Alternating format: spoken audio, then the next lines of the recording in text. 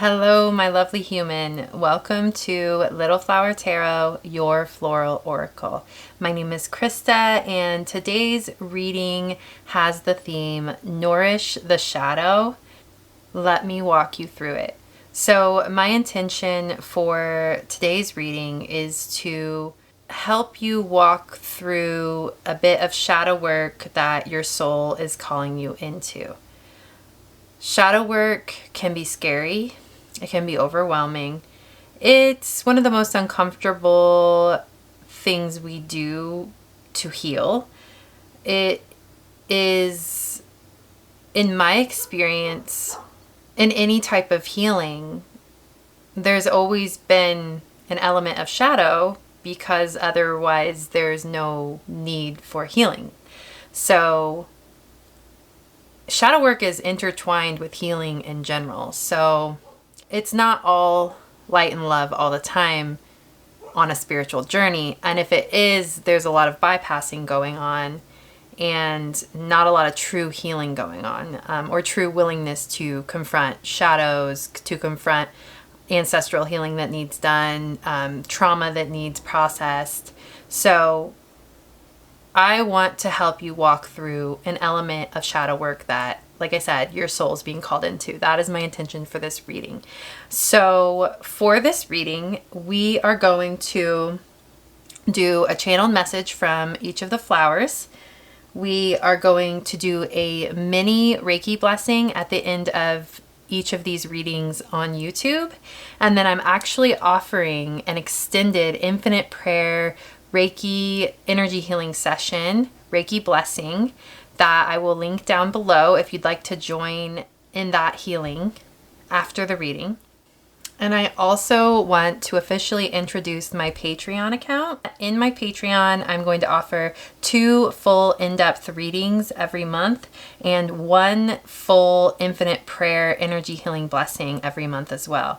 My intention for my Patreon, since you will be a member and every month you will be, there will be something new to process or new to focus on. I am doing one of my readings are going to be internally based and one of my readings are going to be externally based. So one of the readings are going to be more focused on inner healing, focused on your soul's journey. And then the other reading is going to be more focused on what you're manifesting in the outside world, what you're creating, what you're building, stuff like that. They'll both be intermingled in a way. Like, of course, the inner reading will have some outer stuff and the outer reading will have some inner stuff, but it will all kind of sing together beautifully. And the infinite prayer Reiki blessing that I'm offering is going to correlate with the inner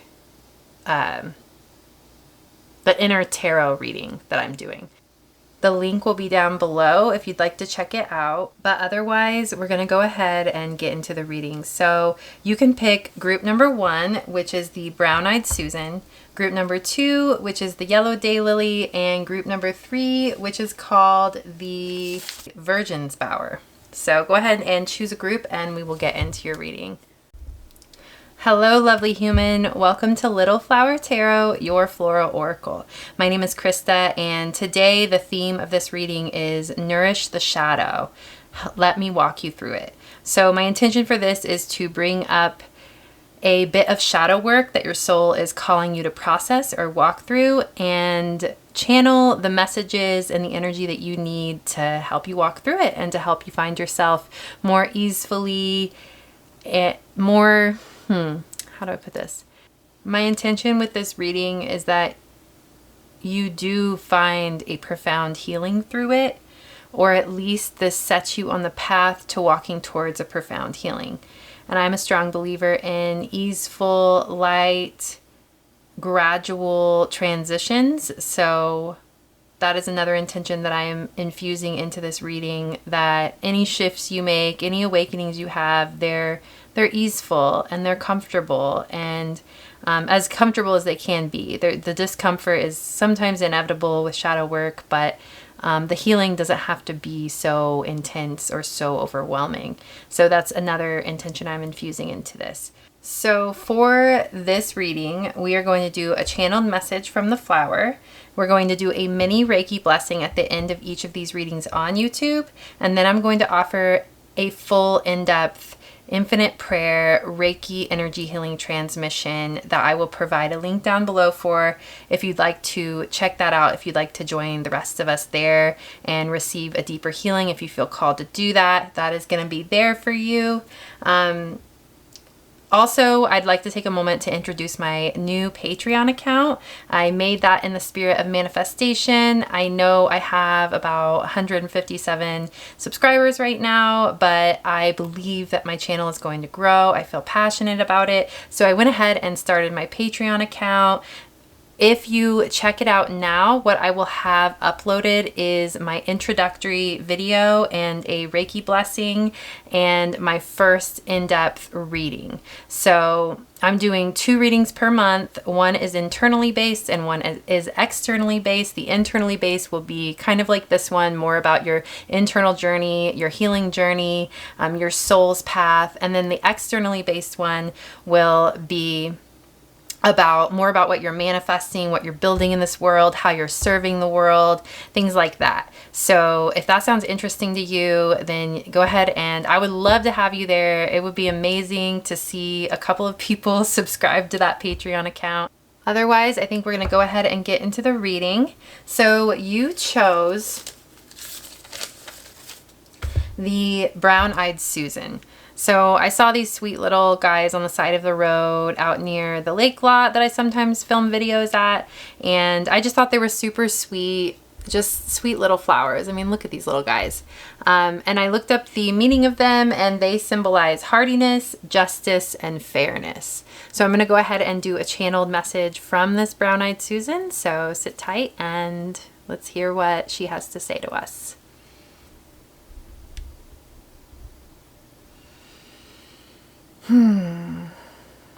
Brown-Eyed Susan, what do you have to say to group number 1?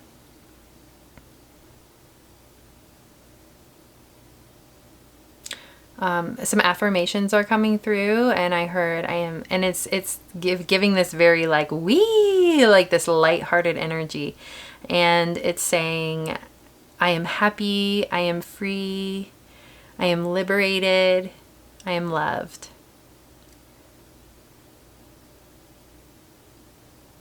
I am ready for this next phase of my journey. I am ready for this transition that I am walking through. There is just a little bit left to go before I'm on the other side of this healing. And I know that this is the case, and I embrace where I'm at because of that. I honor every single moment of my life, even the tough ones, even the not quite there but almost there moments that can be so infuriatingly frustrating, but also beautiful and blissful when we just accept those moments and accept exactly where we're at. I trust I'm exactly where I need to be, that every moment of my life is worth honoring. I honor my own being. I honor my life. I honor the people in my life, the children in my life, the elders in my life, my family, my friends, my colleagues. I honor every human being that enters my path as sovereign and good in their core essence. I love myself deeply. I love the world deeply. And I know I have a mission here on this earth to complete. And I walk forward willingly into my purpose, into love, into expansion, into dreams come true. All right, so that's your message from the sweet Brown-Eyed Susan. Really beautiful. Just picking up on that almost there, but not quite kind of energy. So what I'm picking up here is that you're at the end of a cycle and you're right on the brink of entering. You're kind of like in between the 9 energy and the 1 energy. So you're in between the ending and the new beginning. You're in the middle of that. And that can be uncomfortable because there might be loose ends that need tied up. So it can be kind of infuriating when you see all this proof that this new beauty is coming, or you just know it in the core of your being that this new life is ahead of you, yet you're still kind of like trudging through a few things that it's like there's like a misunderstanding. Why am I still dealing with all of these old energies? I thought I'm done with them. So it's just those lingering energies that kind of need processed. So that might be what we're focusing on today, but let's get into the cards. So the first card, we got You Are More. So the first message I got with this card is, and there's an eagle here, and it's a desert landscape, or sand dunes. The first message I got with this card was the evidence that you see adding up for your next horizon that's coming, the images that you're seeing, the vision that you're seeing for this new beginning that's coming into your life is correct, but there is so much more to it than you understand. That requires going inward and shifting your energy, the energy within. So, okay. So if you've been in an expansive, it's kind of like being in an expansive energy where everything around you is expanding, your world's expanding. But in order to step into that expansion, you have to go within. You have to go deep down into like your own being that can feel.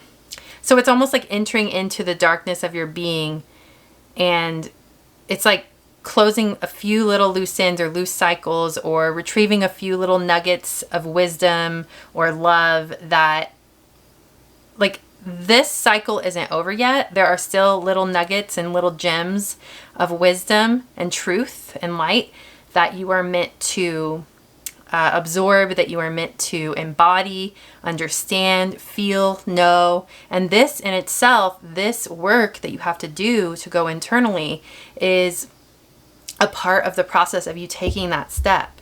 So it's almost like there's this feeling of like, oh, I see it so clearly, I can almost touch it. This new horizon, this new way of being, this new manifestation, whatever I'm creating, this new love I'm bringing into my life, I can almost touch it. But reaching out and trying to grab it is not how you're going to receive it. Going inward again and aligning with it from an internal standpoint is what is going to allow you, because like there's something you need to embody deeply in the core of your being fully, like for you to be whole in the step that you take onto the new plane of existence. So just, a few loose ends you've got to tie up. Definitely expansive energy. We've got a 3 here. 3 is about expansion.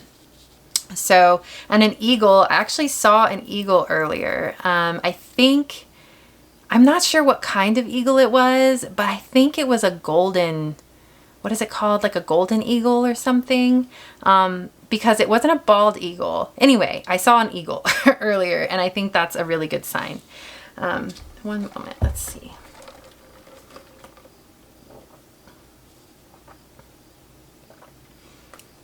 With the You Are More, it also kind of feels like there's something about you and your purpose that you're stepping into. There's more to your purpose than you are aware of. So, but that almost feels like it will come later, but these little pieces of the puzzle that you're putting together right now are a part of that purpose.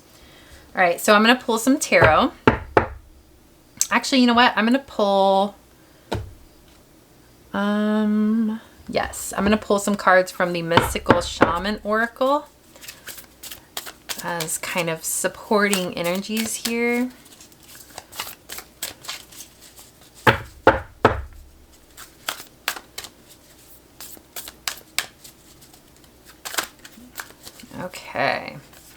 So we've got the Rainmaker, that feels very manifestation-y, and the Andean Cross. Okay, I'm gonna pull a couple cards from the Woodland Wardens.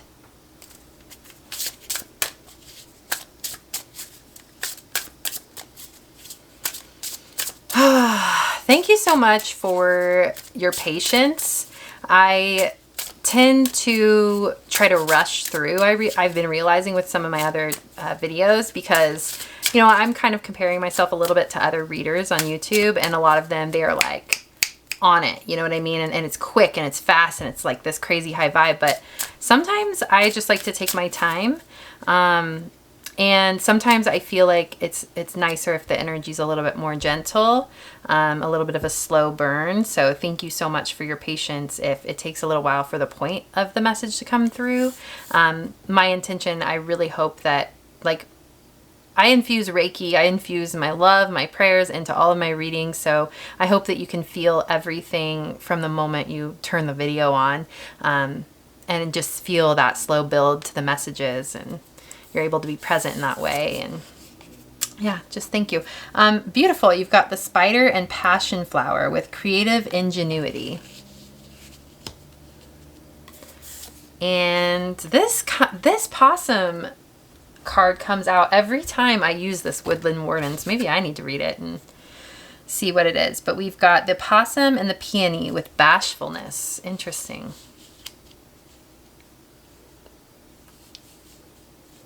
All right, and now I will get into the tarot. We're gonna pull tarot from the Wild Unknown. I got this deck gifted to me a couple weeks ago, and ever since I've been stoked because it's perfect for a shadow work reading. All right, group number 1. What are we focusing on? How can I walk them through this shadow work? Okay, here we go. We got the 5 of Pentacles, the 3 of Pentacles, the Son of Pentacles, or the Knight of Pentacles. Okay, so, ooh, the Star, the Moon, Strength, and the Devil. Okay. And then on the back of the deck, we have the 4 of Cups. Okay.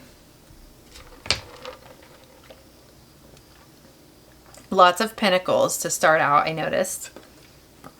So it really feels like you're manifesting something in the material world, or this feels like taking something that came from your subconscious mixed with your consciousness, your conscious manifestation, your dreams, the things you want to create, and kind of taking something intangible and turning it tangible.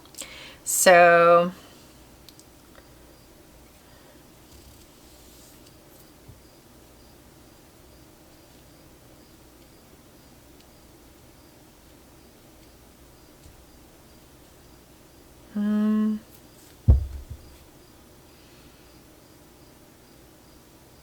and with the 5 of Pentacles, I'm getting a vibe of healing scarcity mindset.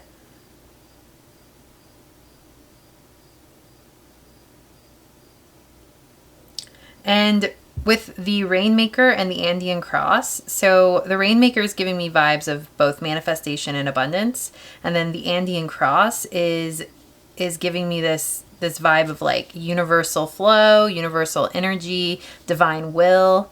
It really feels like what it is you are creating in the world right now is divine will. So you are aligned with divine will. Whatever you're surrendering to in your life to manifest in your life, basically God wants it manifested too. The universe wants it manifested too. So your will is aligned with God's will in what you're creating. So like a message that's coming through in my solar plexus right now, like there was like a feeling of doubt that what you're creating is aligned with God's will. Like maybe I'm not doing something right, or maybe I'm creating the wrong things, or maybe I'm being selfish, or maybe my dreams are too big or selfish. Selfish feels strong. Like maybe I don't get to manifest these things. Maybe this isn't what God wants for me. It's kind of like,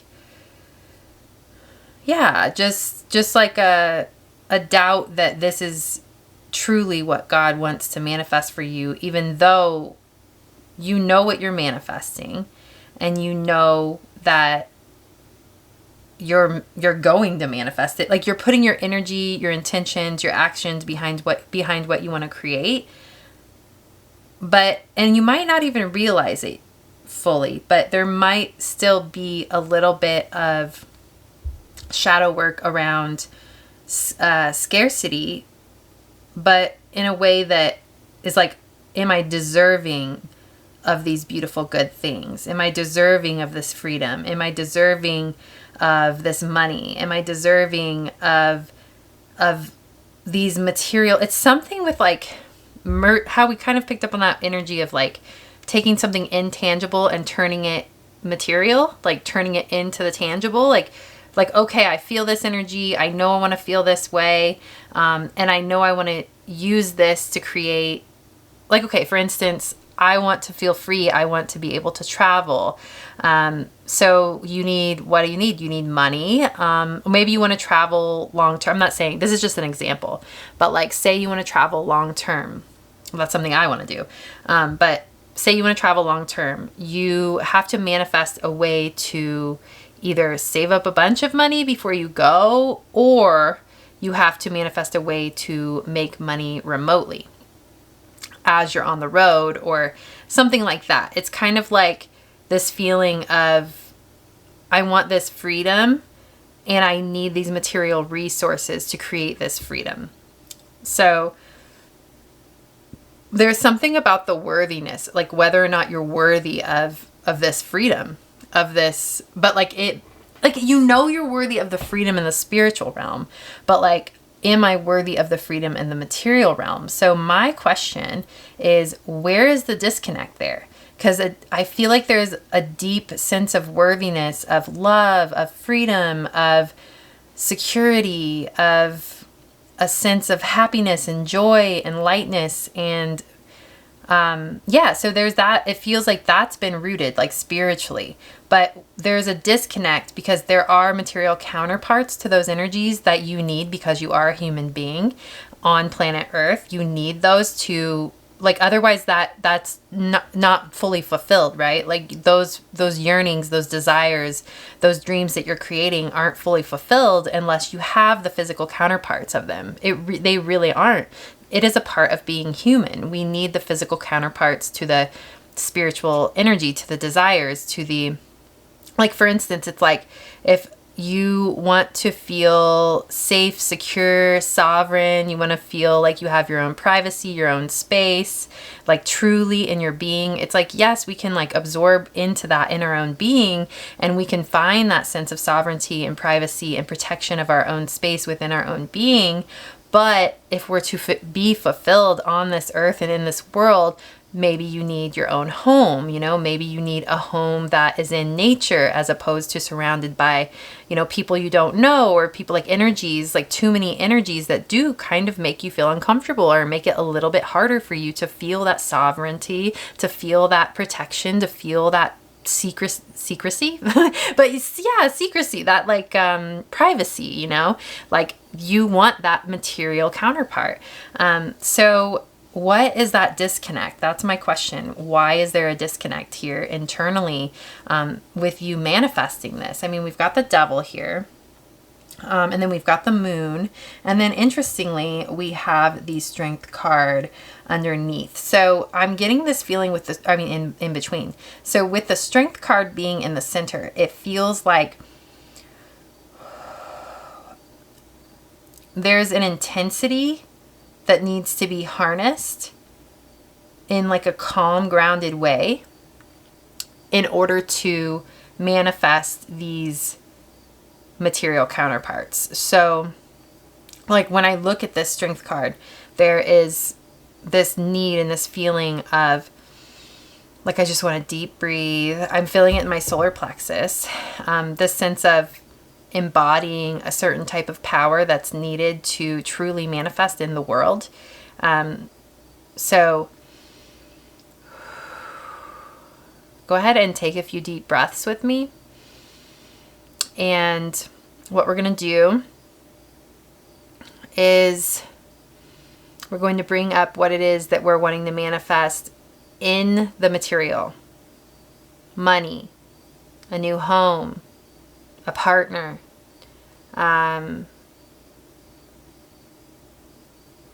like I heard like a child, giving a pregnancy, a whatever it is that is a materialized counterpart in this world of what you want. Bring it up now and breathe into it.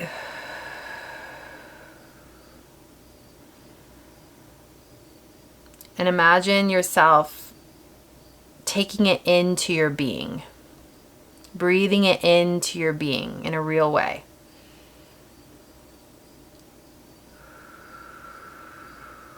Imagine yourself grounding it into your body, grounding it into your roots, grounding it into your cellular capacity, the cells of your body. Breathe it in, the materialized counterpart, the money, the home, the family, the partner, the lifestyle, whatever it is that you're creating that has that material counterpart. Breathe it into your body. Welcome it into your physical body. You can place your hands on your heart, on your belly, and just, you can say to yourself, I welcome you into my being. I welcome you in to my body. I welcome you into my true physical reality. Now, you are welcome here. You are welcome here.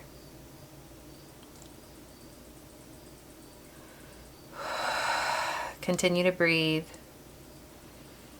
All right. And that's all you need to do energetically to build that bridge. I think like taking your hands and putting your hands on your body and breathing that in, like it almost felt like when you do that, you don't even really have to worry about making sure you're affirming your worthiness of it, because by that very action and that breathing, using the breath, I feel like the breath is important in it too. Breathing that into your body, you are already saying, I am worthy and I welcome this into my life with love, with reception, knowing that it's meant to be mine. It's meant to be in my world, in my life. Like it really does feel like the physical coming together with your, like, I was just getting this feeling of like skin touching skin, like, okay, this is a real thing. This is a real physical thing that's manifesting for me, and it's possible.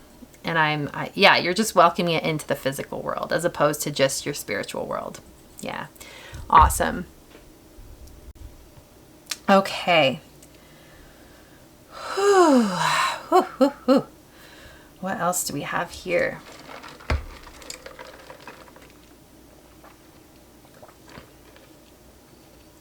So we have the star here,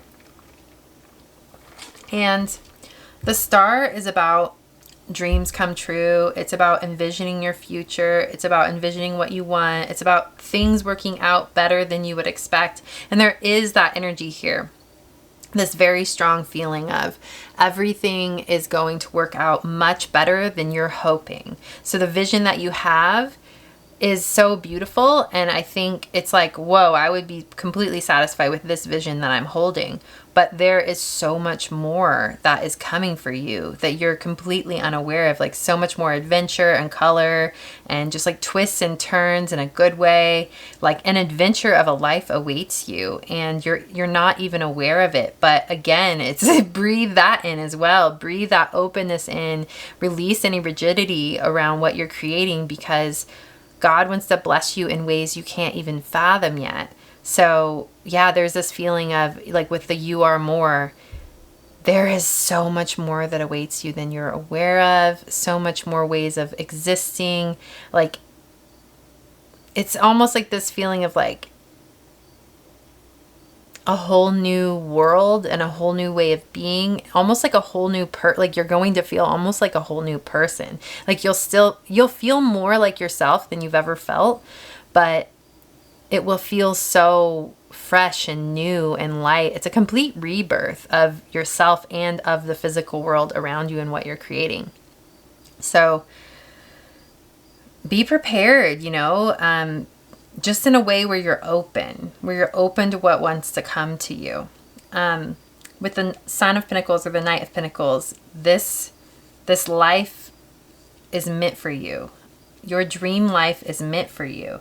And I feel like I see like you're the Knight of Pentacles and your dream life is the Knight of Pentacles, and you're both steadily and surely, or maybe it's almost like this, like you're walking this way towards each other, and then you're going to merge, and then it's just going to be a flow from then on out. So steady, sure. Life is never going to be perfect. Well, sometimes it will be perfect. There are perfect moments, but there is no perfect life, as a human being. But there is a way that you can live your dream life, have expansiveness, have freedom, for those tough moments when you do need spaciousness, and when you don't want to be burdened by responsibilities or overwhelm or things out of your control, that you have you're going to have an easeful and spacious life, and you're going to be able to process your life more openly and freely, if that makes sense. Okay, so let's see. Yeah, and I think whatever it is that you've been doing in the physical world to help manifest what you want, it's like there is such an element of you don't even realize how well you've been doing. Like with this spider web here with creative ingenuity, the the inspired guidance that you've been acting on, little steps that you've been taking on your life, along your path to create the life that you're dreaming of.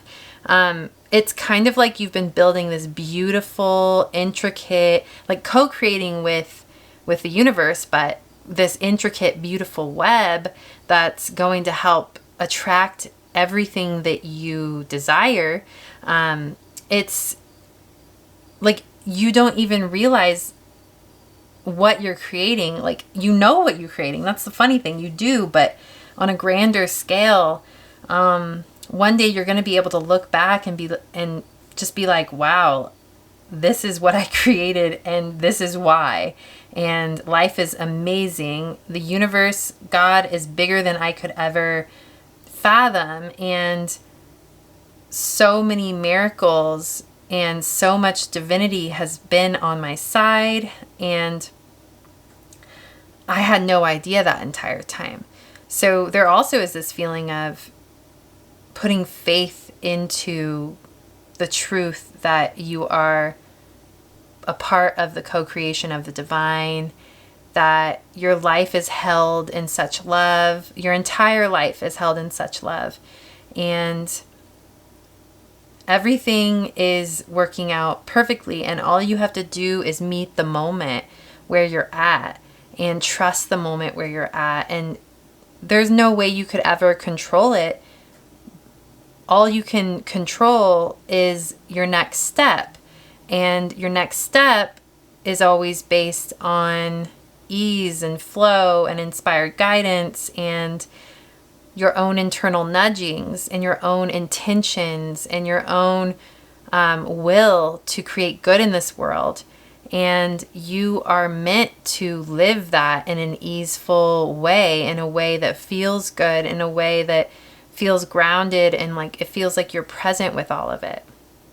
You are meant to live this beautiful flow of a life, this co-creation of a life where you don't even realize what you're creating fully, but you do it anyway. You do it anyway because that's your intention. You want to put good in the world, and you do everything you can to do that without self-sacrificing.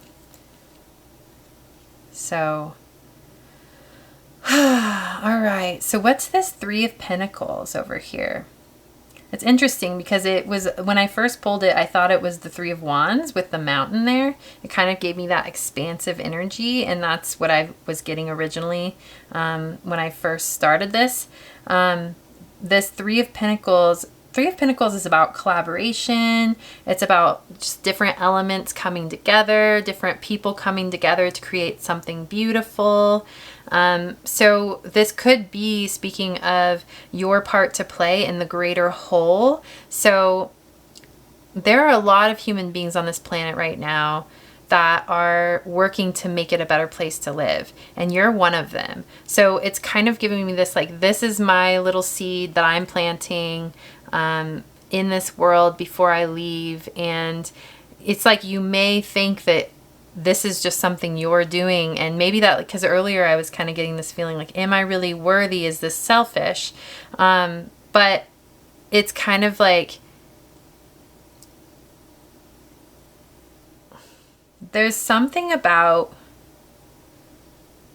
your piece of the puzzle in like the cosmic plan of the awakening of humanity, the shifting of humanity into a more harmonious place.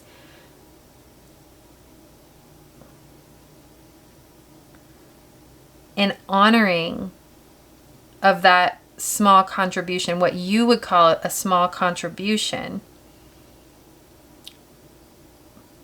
But it's kind of like an irreplaceable piece of the puzzle. So like an overarching feeling I'm getting over this reading is like you walking your path with purpose, with intent to love and spread goodness, spread love, make a difference in a positive way, but also still live a beautiful life and still live a free life and live your dreams, live an expansive life and a happy life. And there's something about, like, you may never know the true impact of what you've done in this world. But if you walk this path knowing that honoring your piece of the puzzle that you're playing, like the part you're playing in the co-creation of love on this planet, of change on this planet, I think there's like an element of faith there. Kind of like going to the grave, maybe not fully understanding what you've done, but feeling fulfilled, feeling settled in the simplicity of what you've done. Whether it's simple or not, whether your dreams are huge or not, whether your dreams, like what you're wanting to create or what you're willing to create is deemed grand or simple by, traditional standards of this world. I think there's just such a stability and groundedness to what you're doing that it's almost like you'd prefer to just be connected to the step-by-step, day-to-day little things that you do to create change. It's kind of like a humility coming through. And yeah, like I'm okay, I'm going to play my part. And whether it ripples out and changes a million lives or whether I've changed one life only in this world, I'm going to trust in what I'm doing. I'm going to trust in the steps I'm taking. And I'm going to just love. I'm going to love and make love. I'm going to enjoy my life. I'm going to honor every step. It's very grounded, very humble. and beautiful. There's like a beautiful reception of life and adventure. It's like seeing life through a child's eyes, like seeing life through a new, like everything is new. Like the journey is always new. There's always something beautiful around the corner. There's always something, like I can always turn something heavier or something darker into light. You know, I can always, like the processing of that in itself, you see is beautiful. It's an honoring of the human life.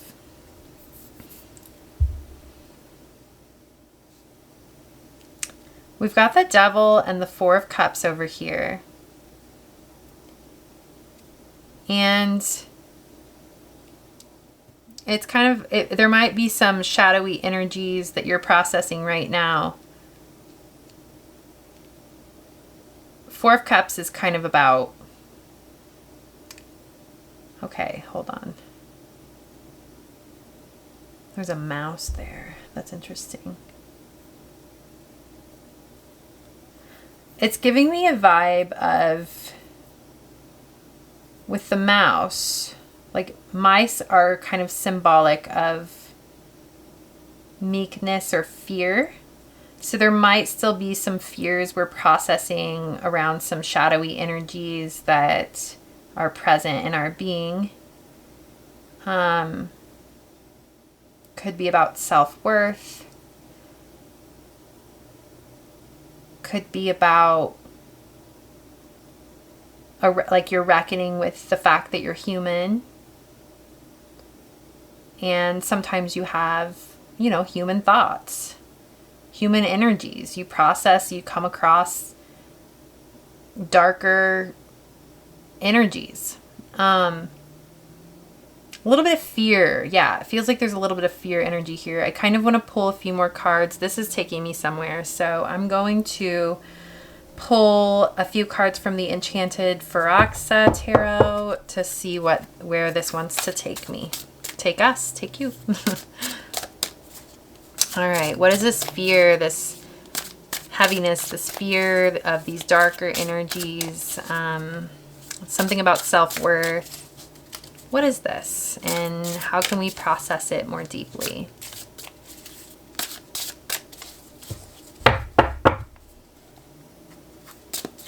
Okay. We've got the Queen of Pentacles, the Magician. Wow. The Nine of Pentacles, and the Seven of Cups in reverse. Wow.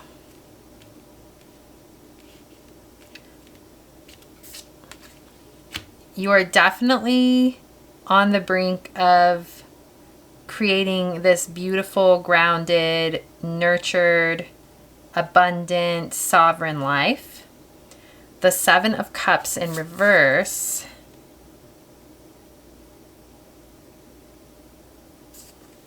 There's something about a bridge that needs to be built from one way of being to the next. Because this Seven of Cups in particular, we've got the Ten of Wands over here too. We'll kind of keep that in mind. But this one in particular, if you look at it, it's almost like, so Seven of Cups is about confusion, too many options, a lot going on.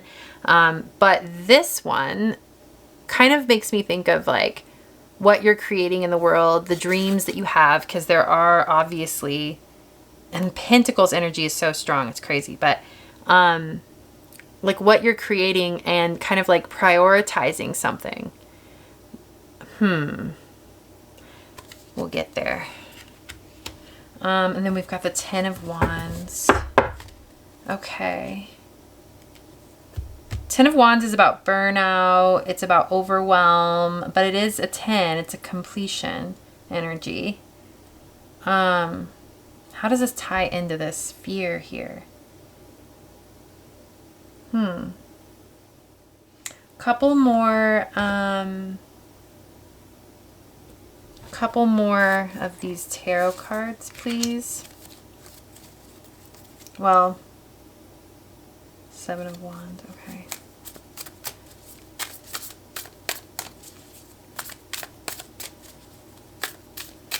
sense of self-worth. There's something, sense of self-worth, what you're manifesting in the material plane, what you're worthy of, like this lifestyle, this nurturing, grounded, free lifestyle, sovereign lifestyle. In the material plane, priorities. You may already know, I don't yet, but you may already know what this is getting at, but it's priorities. Okay, so one thought is it could be about like your mental health being a priority, like your spiritual well-being, your mental health, your sense of strength in your own sovereign capacity to walk this earth confidently in who you are. Yeah, okay. So what do we got? Queen of Swords. Okay. This feels like the owl's giving me like a spirit guide vibe. It feels like there's something to look at when it comes to your fears of your own worthiness of good. It's like a self-image kind of energy. And then we've got the Empress here. It's giving the vibe. Let me just channel a message here so that we can kind of understand what this is, because I can kind of, oh, there's Two of Cups here too. That's interesting.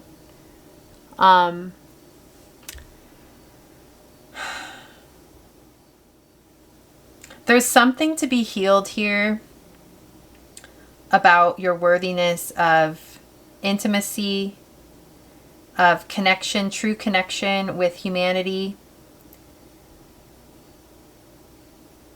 It feels like, while it may not directly feel necessarily that it's connected to the material things you're wanting to create, I mean, and maybe it is, maybe some of you are wanting to feel more, that is part of what you're creating, about connections with other people, and or your connection to humanity, or to how you're serving the world.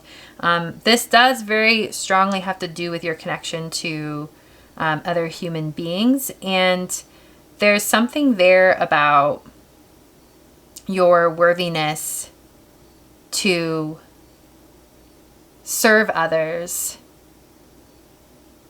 in a way. Like, who am I to serve others in this way? Who am I to give to others in this way? Who am I to say that I'm someone who can help other people when I myself need help? So many times I need help. So often I need help.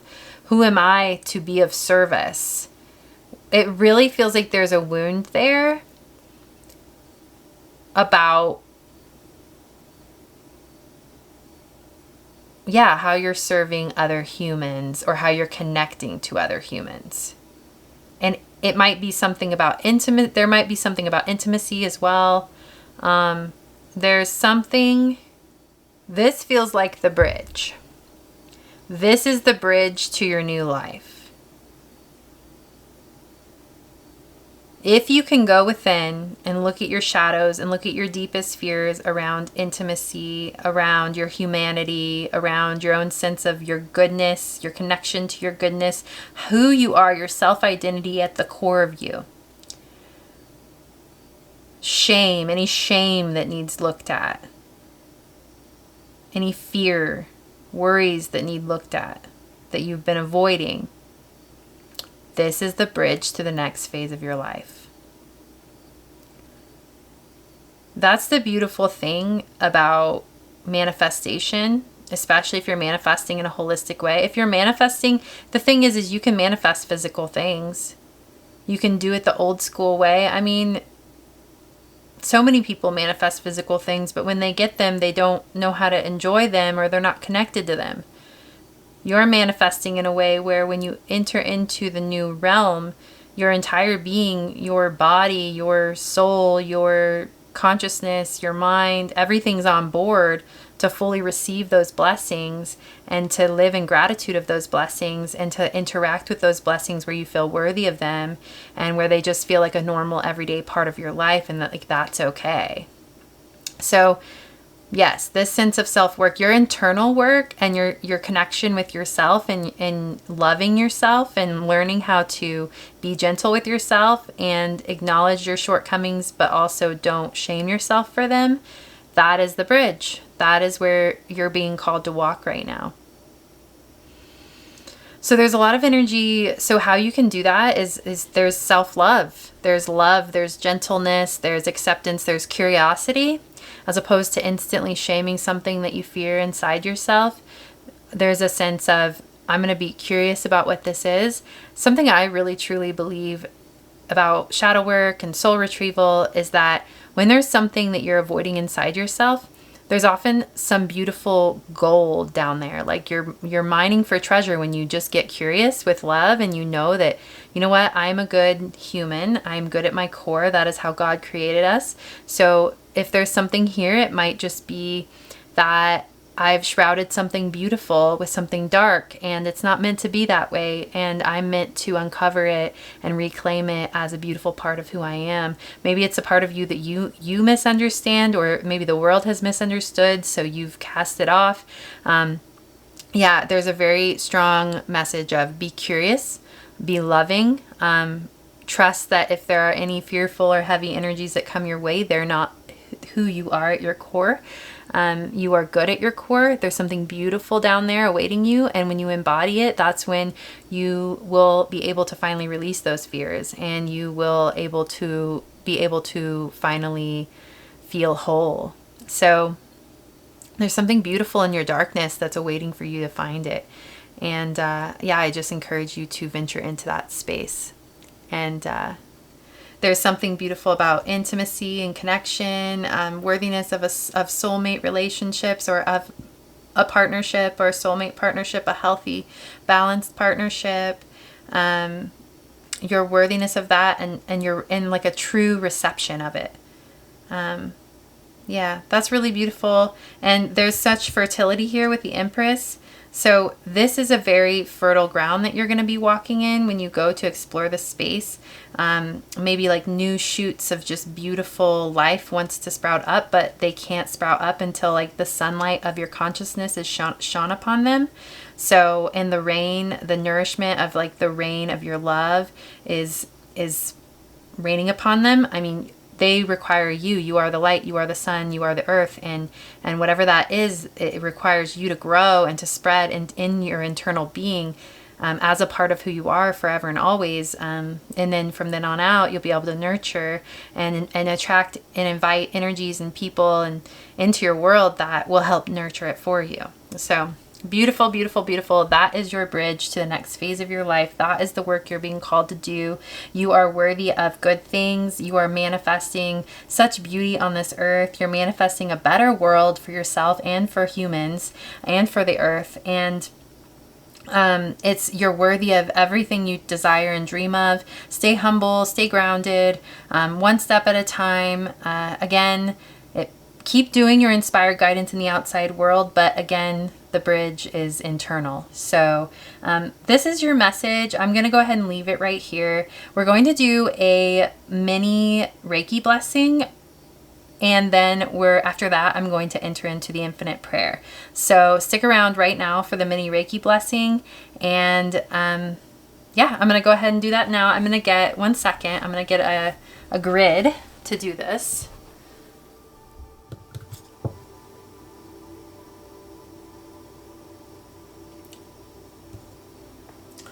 I put the citrine crystal in the middle there because in the beginning of the reading, there was a lot of energy shifting in the solar plexus. So I think that's good for the solar plexus. So, alrighty, so go ahead and take a few deep breaths, open to receive this Reiki blessing. That's all you need. You just need a willingness to receive. If you need to pause the video and light some incense and clear your space, go ahead and do that, but it's not necessary. You're good to go just as you are. And yeah, I will go ahead and channel this energy.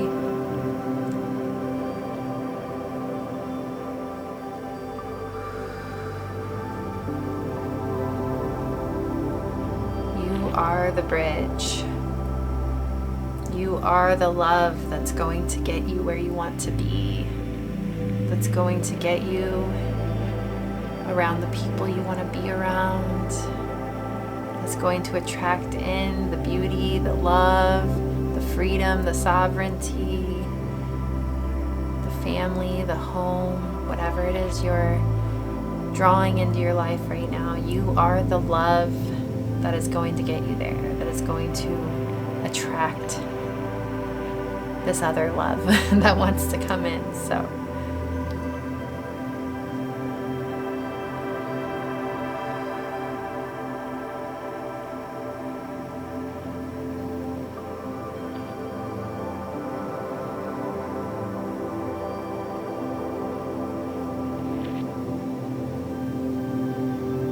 you are the love.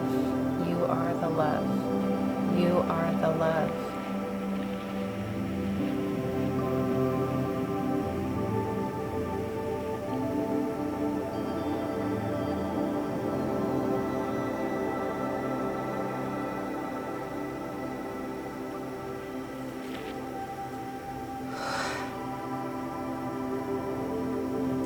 All right, that is your mini blessing. If you felt that energy and you feel called to enter into the infinite prayer, there will be a link down below for you. The infinite prayer is a space that you can enter into that is infinite in nature. It is a wellspring of love and good energy that you can take a sip of as often as you need to. Once you gain access to this infinite prayer session, you have access to it forever. And like I said, it's infinite in nature. You can check back in whenever you need a reconnection to what we've discussed here. So my intention for the infinite prayer session for your particular reading is to help bring in this love and this self-nurturing and this gentle energy to help you observe these darker spaces that you may have some fear around observing. A deep sense of self-worth. I would love to instill in you a knowing that you are good in your core, and that these darker energies that you're passing through are only that, darker energies that you're passing through to find the beauty and the love and the truth of your being. And once you find that, all of that will transmute. Those fears will disappear, because what will have taken their place is the truth of your being. So, and it's like nature, it's like a ground that's just sprouting with love and beauty, and it's something that you're going to be able to tend to and listen to, and other people, like I said, are coming into your life to help you to do that as well. So yeah, that's my intention, bring in that softness, that gentleness for you to feel safe to do that work. So yeah, if that feels good to you, I will see you there. Otherwise, I also want to mention that I just started, I think I did mention it earlier, didn't I? But again, I want to mention that I have a new Patreon account, and if you are interested in being supported by me on a monthly basis, I will put a link down below so you can check that out. If you'd like to support me in simpler ways, I really appreciate a like, comment, or subscribe to my channel. You can buy me a coffee / leave me a tip. You can also check out my adorable merchandise. It has my bee logo that I will show you right here. So it has this logo on it, and it has the phrase "Hello, lovely human." I've got t-shirts, sweatshirts, mugs, tote bags, stuff like that. So super cute if you want to check that out. You can also check out my other infinite prayer sessions. I've got a lot of them on there if you feel called to any of those. And then I also have another YouTube channel called Soul Hearken. It is my heart and soul in video form if you'd like to check that out. Thank you so much for being here. This was a really beautiful reading. I'm really appreciative of your presence, and I pray that you have a lovely evening. Thank you so much. Well, lovely evening. It's evening here, but just a lovely day, wherever you're at. So thank you so much. Hello, lovely human. Welcome to Little Flower Tarot, your floral oracle. My name is Krista, and the reading's theme today is Nourish the Shadow, Let Me Walk You Through It. So my intention for this reading today is to help you walk through a part of yourself that may be a little bit more difficult to walk through. Shadow work, I mean, I think all healing has an element of shadow work to it. Otherwise, it wouldn't be healing. It's something that doesn't need healed. So whatever it is that you need healing in your life, and it's kind of like this element of something that's a little scarier to walk through, a little bit darker to walk through. I want to help you through that process. So that's my intention for the reading today. So in this reading, we're going to do a channeled message from the flower that you chose. We're going to do a mini Reiki blessing at the end of the reading here on YouTube. And then I'm also going to offer an extended infinite prayer energy healing session for this reading in particular. The link will be down below if you want to join everybody there who decides to enter into that space. The infinite prayer is a space that you can enter into where you can receive a Reiki transmission, a Reiki blessing, and you can access the Reiki transmission infinitely. So once you gain access to the transmission, it is something that is infinite in nature. So anytime that you need to go back to it, you will be able to do so and receive another download as if it's the first time you've ever receiving it, as if it's even a one-on-one download. That is the nature of these Reiki sessions. Reiki knows no time, space, or bounds. So before we get started, I will also want to officially announce my Patreon account. So I created my Patreon account in the spirit of manifestation. I have about 150-ish subscribers here on YouTube right now, but I know in my heart my channel is going to grow, and I wanted to offer something a little bit more personalized, I guess, and a little bit more concrete. So with the Patreon account, I want to help you walk through your life, basically. So I'm going to have two in-depth tarot readings, pick a card tarot readings every month. One is going to be an internally based reading. One is going to be an externally based reading. So with the Patreon internally based reading, I'm going to also offer an infinite prayer energy healing blessing with that. So there will be a minimum of 3 offerings per month. The externally based reading will be more about manifestation, what you're building, your purpose, your relationships. The internally based reading will be more about your internal healing, your processing, your soul's journey, your relationship to the universe, to God, that kind of thing. So I'm excited to have that balance to help you walk through your life in that way. And that is an offering that is there for you. As of right now, I have an introductory video with a Reiki blessing and the first tarot reading set up, and it is an externally based tarot reading that I have set up in the Patreon right now, and that externally based reading is about manifesting your destiny. So if that sounds interesting to you, there will be a link down below for that. But let's go ahead and get into your reading. So you chose the yellow daylily.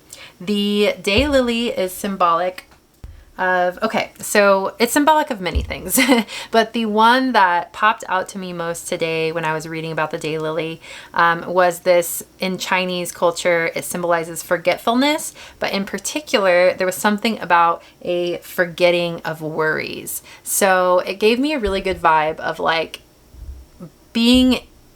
shifting so much that you kind of forgot what it felt like to be in the worry, to be in the fear, to be in the negative energy, like healing and shifting and up leveling so much that it's almost like you got amnesia as to how you were living before. That was the vibe. So I really was excited about that, and I feel like that is going to be an energy that's present in your reading. And yeah, so we're going to go ahead and do a channeled message from the daylily. So sit tight and let's see what she has to say. All right, daylily, what do you have to say to group number 2? Joy is easeful and effortless and a part of your being. It is a permanent part of who you are. It is something that is accessible whenever you need it. Joy exudes as a part of you. It is not something to attain. It is something to remember. It is a remembrance of who you are. It is always there, always a part of your soul being.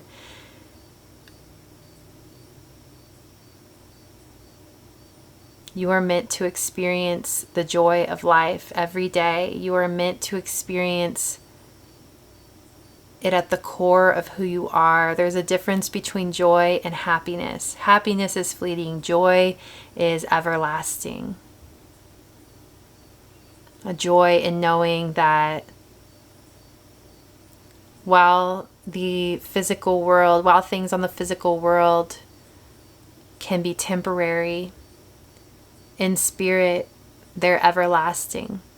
Any love you've ever experienced, connections you've experienced that enhanced your soul, will always be a part of you and can never be taken away, no matter what happens in this physical world.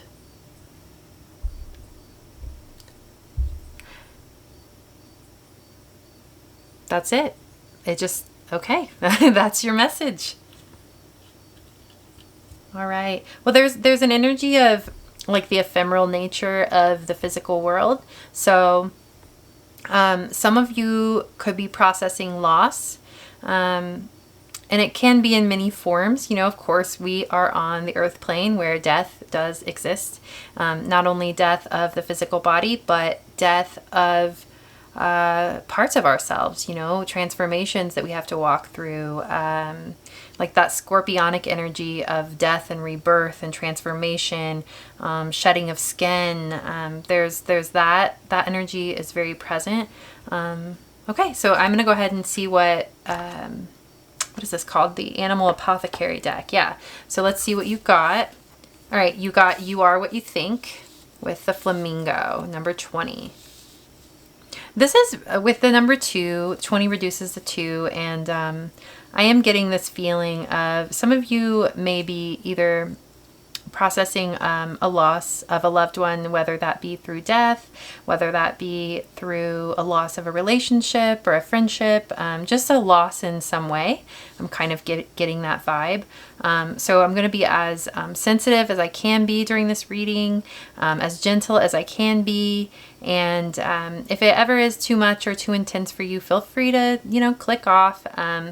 But I'm getting that energy. It may not dive too deep into it, but I mean, we'll see. We'll see what the cards bring up. But one way or another, death and transformation, like death is transformation, whether you experience a death of a loved one or whether you're going through an internal shedding or death, it's something that changes you forever. So it really does feel like, and especially with that message from that meaning of the DayLily, forgetfulness of your worries, and how I was talking about, you're going to kind of forget what it felt like to be in this old energy because you're going to be in a completely new energy. This rebirth is powerful in that way. Okay, so I'm going to pull a couple cards from the Woodland Wardens deck.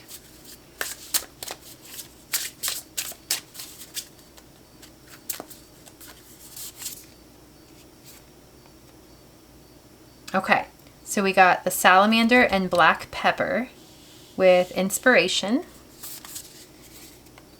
the Coyote and Datura with Deceit, the Cat and Lavender with Independence.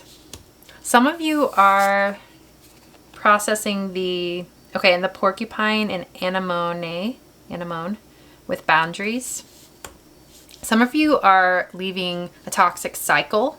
So you're undergoing a transformation where you are leaving behind something that didn't serve you, or like, it's almost like the inner transformation that you're walking through is allowing you finally to walk away from people, places, things that kept you in a cycle that was not beneficial to you and that kept you held back. So yeah, period. That's the message. And then I'm going to dig into the tarot now with, it's the Wild Unknown Tarot. So these were gifted to me a couple of weeks ago, and it was a really beautiful synchronicity because I've had my intentions to do this shadow work reading for, it was like a few days before I got these gifted to me from someone I had just met. It was amazing. I already planned to do the shadow work reading, and I thought these were perfect for it, so I'm excited. Okay, group number 2. What does group number 2 need to hear right now? What are we walking through right now? What kind of shadow work is being done with group number 2 right now, and how can I help them through it? Yeah, those are the main questions. So, okay.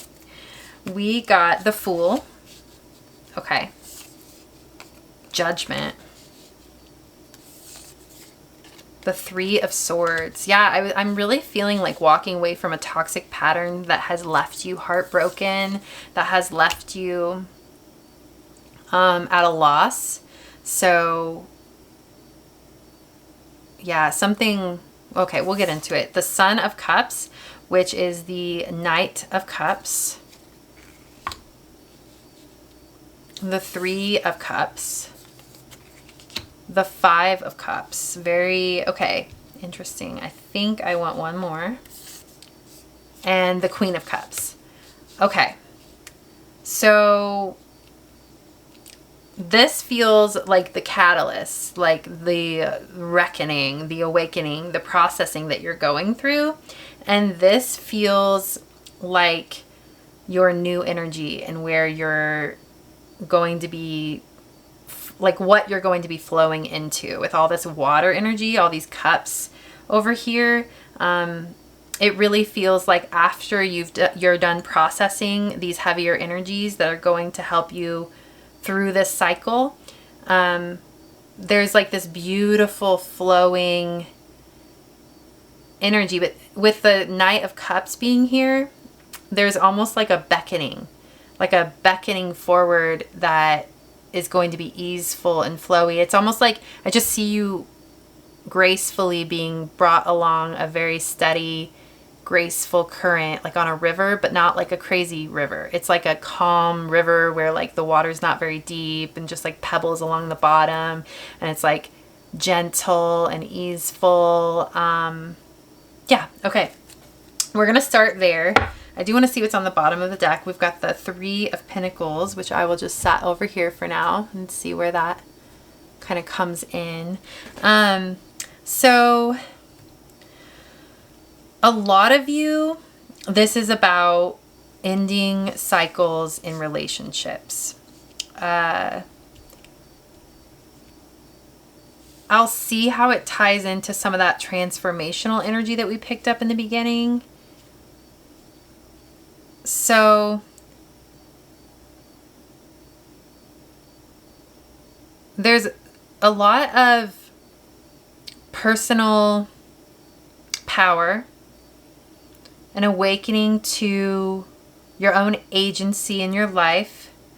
Another energy that's coming through with all these water cups over here is like, it's almost like I just saw the light, like what I described to you of like that transition that you're walking through is like the light side of this part. It's like this part of your being that, okay, yeah. So something that you tend to do is when this old cycle has to do with you allowing yourself to be pulled into energies that aren't healthy and that don't have your best interests at heart. So selfish energies, attachment energies, unhealthy attachments of other people, unhealthy ways of being of other people. It's almost as if, like, here's an example. So if this was a relationship reading, if this was talking about toxic cycles in your romantic life, this would be you always attracting the type of person who doesn't honor you in the way that you deserve to be honored, who is selfish, who is like, they're not willing to honor you in the way you deserve it, but they're also not willing to let you go. And so you need to activate this, and this can be any cycles. I'm just giving you an example through, and it could be possibly a romantic cycle too. But so you need to activate your personal agency and sovereignty and choice and will in a very strong way in order to detach from these energies, because they're very, like with the Knight of Cups, a lot of times it's like a romantic energy, but it's almost as if like these old cycle energies kind of romance you in with false promises, and you get pulled in because there is a part of you that is so very able to get romanced. It's not a negative part of you, but it's almost like that part of you is just getting kind of like pulled in by the wrong flow. And you keep kind of feeling yourself accidentally getting attracted to it. So it almost just feels like there's a part of you that like there's an awakening in that part of you happening right now. And that awakening to the light element of it, where I was mentioning before, where instead you will be guided down this river, beckoned forth into a healthier energy, that part of you gets to feel fulfilled in that flowing, feminine, receptive, open energy. But instead of being receptive to those toxic energies, you're being receptive to these loving, honoring, beautiful, light-filled, grounded, trusting. It's almost like, yeah, like you're being romanced and guided into something that's good for you. But you have to make that choice, right? You're like, if you just let your subconscious run the show, like, okay, so say you're on the river and there are two, what do they call them? Like legs of the river. So you can either go this way down this river, which is full of rocks and it's going to be like tricky, and it will eventually probably get you into the tributary you want because you'll learn your lesson. Wait, does that make sense? I don't know. I'm going too far into the metaphor. But so let's just start. This is where we're at. Let's not worry about up there. You're here. You look over there. You've seen it before. You see the rocks. You see the rapids. You see the logs falling in the river. But the river is starting to pull you in that direction because the current is a little bit stronger in that direction. But you're here and you look over in this direction and you see the river, and the river is 2020 as I look up 2020, like 2020 vision. You see the river clearly on the left side, and you see that it's open, it's calm, it's wide, it's clear. There might even be a part of you that's like, oh, that one over there looks interesting and adventurous, so maybe I will like let myself. But ultimately, this one over here is safe, and you might think it's boring at first, but it is calm, safe. Like there are butterflies flying. It's steady, it's stable, it's grounded. So you have a decision to make right there in that moment. And it feels as if in this scenario, you've been on this river for a long time and you've had many opportunities. There have been many times when the river has kind of split into two ways and eventually come back together. There we go. And you have almost every time you've chosen the rocky energy because that is where that you're being pulled in that direction. And because you're just letting it happen, you're letting the river dictate where you're going. So in this moment in your life, you have a choice to make. Where did that get you before? Got you stuck on gross logs where there are like snakes hanging around, and like maybe you got bit, maybe you got bit, or maybe there were more mosquitoes, or maybe, I don't know. You know what I mean? Like, sorry if I'm so deep into this metaphor, but you've been there before. That's what I'm saying. You've been there before and you know where it ends. You can feel it in your being. You can feel it in your root. And you finally just think, you know what? I kind of want to just have an easeful moment. I kind of want to I want this river to take me and I don't want to have to worry about it. It's interesting because the right side, the rocky side, it's almost like that instant gratification of, I'm too lazy. I don't really want to like,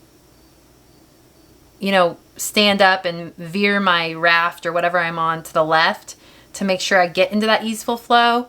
I'm just going to let this fall because it's just easier and I don't really want to deal with it. It's almost like just a lack of consciousness over it and a lack of awareness of the fact that this is a very important moment, like that you're letting slip through your fingers and you're just allowing yourself to be pulled into the cycle again. And when all you have to do, it's super simple. You just have to stand up, reorient yourself, grab your raft, walk a little bit further because this river, like I said, isn't very deep. Stand up, walk a little bit to the left, make sure you're steadily aligned with the proper flow to get you into that easeful, light flow, and then get back in your raft. And then after that, you don't have to worry about it. You're smooth sailing after that. And you get to just relax. And like butterflies are like landing on you. And you see like squirrels. You finally get like that 20/20 vision. You get to see the beauty all around you because you're not so like getting tripped up in all the rapids and all the muck and all the, you finally can just rest and see all the beauty that's around you because you've taken that one little moment to do the slightly uncomfortable thing that's not even really that uncomfortable to get you in the proper flow. So this is the moment it feels like you're at in your life. It is, am I going to let myself fall back into that cycle? I know where it's going to end up. I've been there a million times. Or do I want to do this little bit of work that gets me into the proper flow? So I'm curious. I mean, you know what takes you into the negative cycle. You know what takes you into the rocky waters.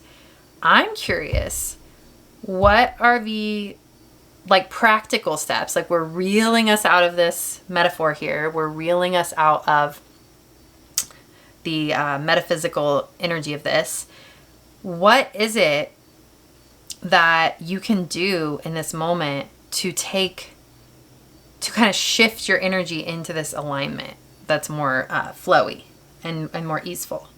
That is my question. I'm going to pull a couple of cards from the Enchanted Firaxa Tarot to get our answer to it.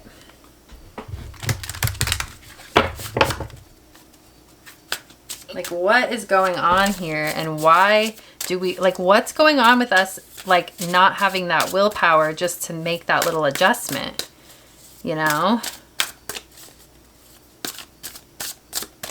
It feels like very much like succumbing to instant gratification instead of like doing the hard thing now to get the long-term results that I want. Okay, so we've got the Three of Pentacles again. So this is an important energy. We have the Three of Pentacles down here that was on the bottom of the deck. Again, the Three of Pentacles. There's like an energy of collaboration, an energy of connecting the dots, an energy of service, like bringing forth your pinnacle for the greater good. That's interesting. Then we also have the Seven of Wands, which is protection, which is defending yourself, standing your ground. Okay.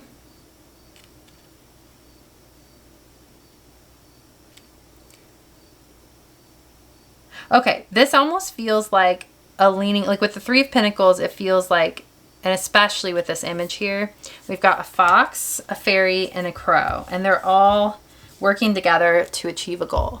And this almost feels like you calling upon like spirit guides, calling upon God, calling upon all the elements to help you, asking for help. So this could be in the form of reading about breaking cycles. This could be in the form of watching a YouTube channel about leaving unhealthy, toxic cycles and behaviors. This could be like seeing a therapist. Any ways that you can ask for help You can even just in spirit, even ask for help from the universe. Help me through this. Help me let go of this. Why can't I let go of this? Why do I keep getting sucked in? Why do I keep getting pulled in? And I just kind of thought, I had the thought, this could even be just like thought patternings that you get yourself into.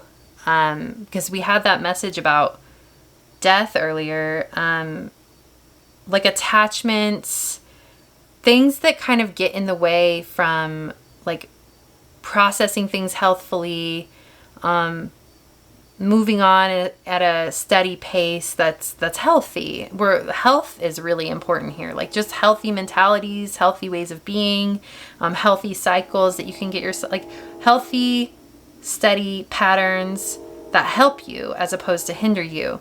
But yeah, asking for help. And then we've got the Seven of Wands, which is about protection, defending your ground, standing your ground. This is giving me the message of following your intuition on this. And after following your intuition and deciding, okay, even though these energies are really, they don't feel like, for instance, say they don't feel very negative at first. They feel good. Like that first initial letting yourself fall into the flow, that feels good, right? Because you don't have to do anything. It's just the river taking you. It feels good. It's easeful. It's light. But then you're in the negative cycle again. So I think when you come across this kind of moment where you can either fall into the negative cycle or pivot and align with what's right for you, it's this feeling of, even though you might not understand why it's bad for you, like in that moment, we're only talking about in that moment, because then on a broader scale, you do know it is. That's why I'm talking about following your intuition. Your intuition is saying it's not for you, but the moment at hand is saying, well, this is easier, right? So in that moment, just realizing, you know what, my intuition is correct on this. I know that this is going to be unhealthy. Nothing has changed. I know nothing will change until I literally see it has changed in the physical realm. Like nothing has changed. So why would I fall back into that? This is you standing your ground, like asking for guidance, asking for help in that moment. Okay, what can I do in this moment to detach from this cycle? What can I do? What are the practical steps that I can do? You know, really like stand on that. Okay, no, I'm not. Okay, so my camera timer just timed out. So let me regroup here. I think you know where I was heading with all of this. But I was going to pull a few more cards to kind of get some more in-depth understanding of how we can shift into these positive cycles more effortlessly. There's very much a wanting to exist in our feminine energy here. But there's this feeling of like needing to temper it with our masculine energy, needing to embrace our masculine side a little bit more to help get us in a flow that's just healthier. So Page of Cups, playfulness. Oh, wow. Okay. So Page of Cups is giving me the vibe of laughing at yourself when you do fall into the old cycles. So it's giving me this vibe of like, oh shit, like it's just an awareness. Like there's this conscious awareness of the everyday mental cycles, emotional cycles, romantic, relational, whatever it may be that you're trying to break. It's this awareness and consciousness of where you're at within every little moment. And when you do fall into those cycles, there is this playful energy that wants to come through of like, oh my God, I just did it again. Ha ha.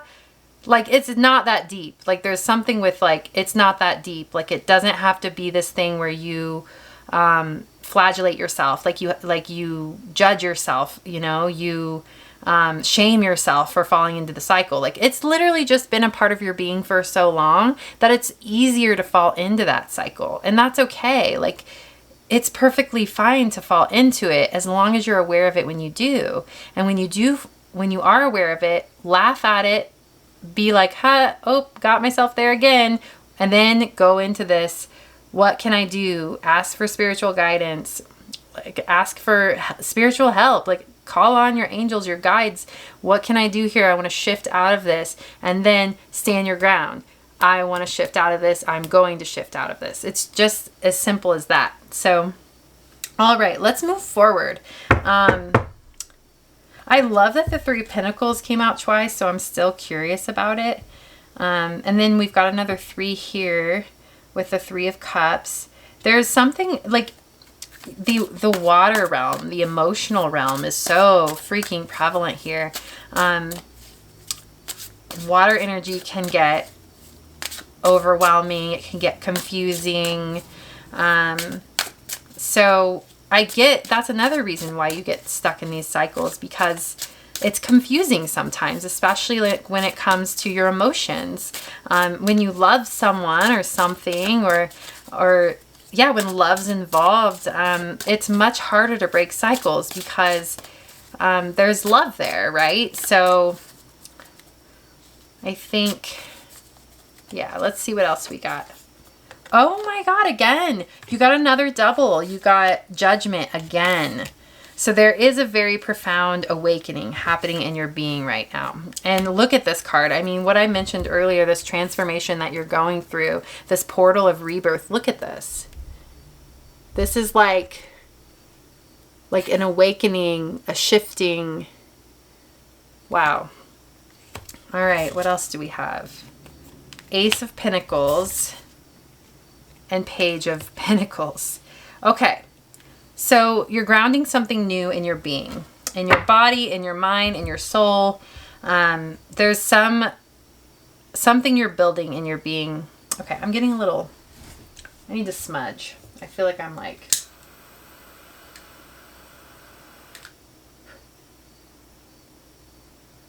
yeah, I'm getting a little overwhelmed. I think I need a snack. I'm gonna get a snack. Be right back. Okay. So I don't typically do this during a reading, but I'm eating. But it's relevant.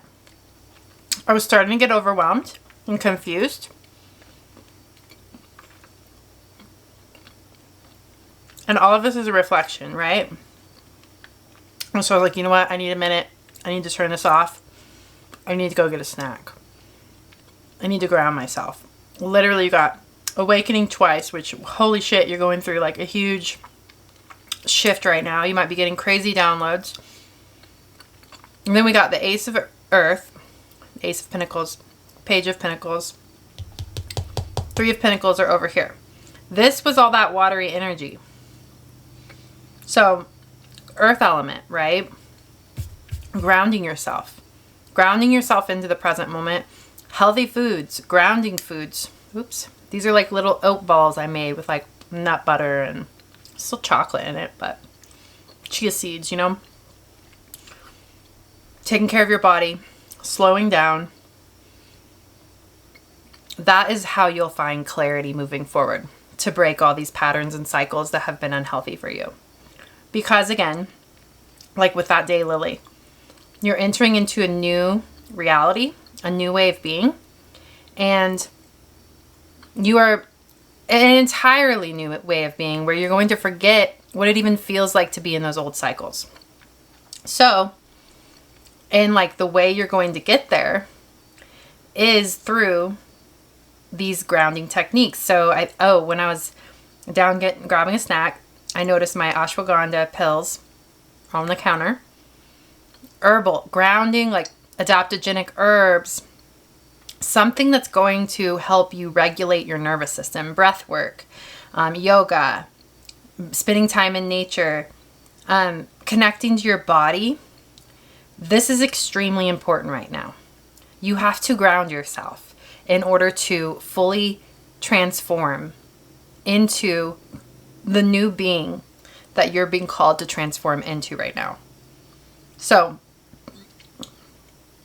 food. Come on, eat.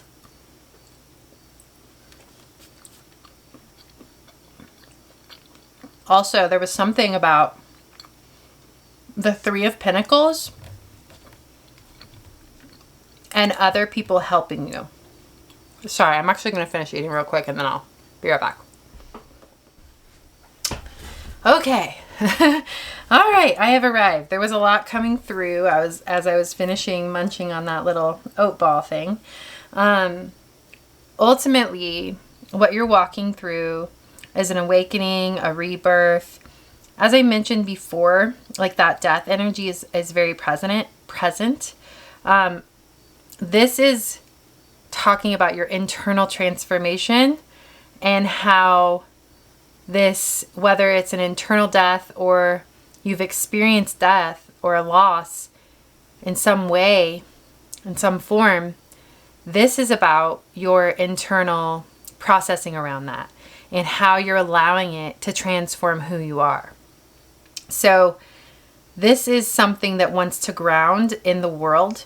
It wants to not only change the way you perceive the world, but it also wants to change how you're moving through the world and what you're creating in the world. So there is a new way of being that's going to inform your steps in the everyday to day life, that is going to draw you onto a new path that one day will look completely different from the path you were previously on. In the physical world, it will look different. And there is this message about collaboration here with the Three of Pentacles, especially since it had come out twice. This almost feels like I was talking about calling on like spiritual help for your own internal process. Over here, it feels like you're entering into something where new human beings, like a new phase of life where you'll have support in the form of other people. There's like a service path or something. Like there's something you're being pulled into that's going to help serve humanity. That's the vibe. The interesting thing about this is that these shifts, like the awakening seems to have already taken over. And like I said earlier, there's a very strong feminine energy that's present that there is like a falling into a flow that wants to happen here. But also a flow that is guided by personal agency in those moments when you have the choice to do so. So most of the time you'll be in a flow, right?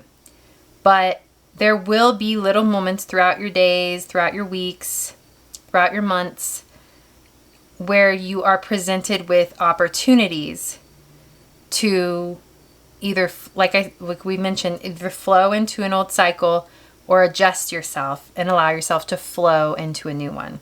So that is the strongest message of this reading. This is a shadow work reading, so I'm curious where this plays into shadow work.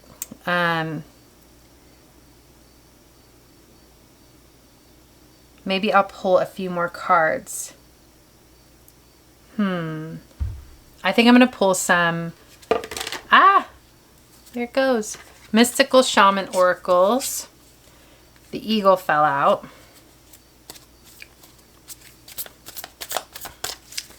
And we will see where the shadow work lies within this space. There might be something I'm kind of getting, because we talked about personal agency. There might be something underneath that, like a desire to shift. Like, where's that coming from?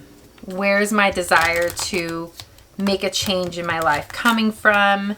Why do I allow myself to fall into these old cycles? Is there anything I need to shift internally so that I may more effortlessly understand just when I'm in those moments, those pivotal moments where I can make that choice to fall into a new flow. The hunter, okay. You've got the hunter and the eagle.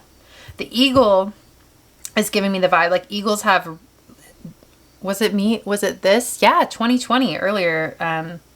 2020 came up, and eagles have like insanely good vision. Like they can see everything, and they also fly, like they're one of the highest flying birds, so they can see from a really high vantage point. And then the hunter is like giving me this like keen sense of smell kind of energy. Like I'm going to hunt out my prey. I'm going to hunt out what I'm looking for with meticulous precision. I'm going to be aware. I'm going to be conscious. I'm going to be alert. So there's very much about like checking yourself, being conscious of your patterns on a day-to-day basis. Not saying that this is something you'll have to do forever. This is just where you're at. Being hyper conscious and aware of your patterning and where you let it get the best of you. And where out of that sense of wanting ease, out of that sense of wanting to indulge a flow, where you allow yourself to get into sticky waters that just simply don't serve you. And there could be an element here of sometimes it's not like an extreme thing that you get yourself into, so it's like less of a motivation to actually shift the pattern. But you know that even though it's not extreme, it's still a pattern that I know is hindering my progress. It's hindering my sense of like enjoyment of my life. It's hindering my progress, like my progress and my movement towards my actual true soul desires. So yeah, there's something there about being hyper aware of it temporarily until you've kind of corrected the pattern.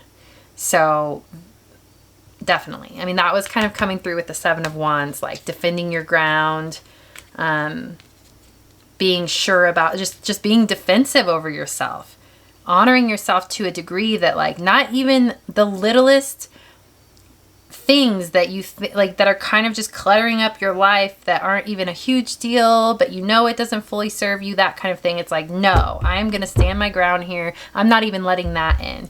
I'm creating the pristine conditions to move forward out of my old cycles and into my new one, to create this new way of being on the earth in my body, and to enter into this path of the service path, this path into collaboration with humanity, into like offering my pentacle into the world and offering something into the world that is there is very strong service energy here.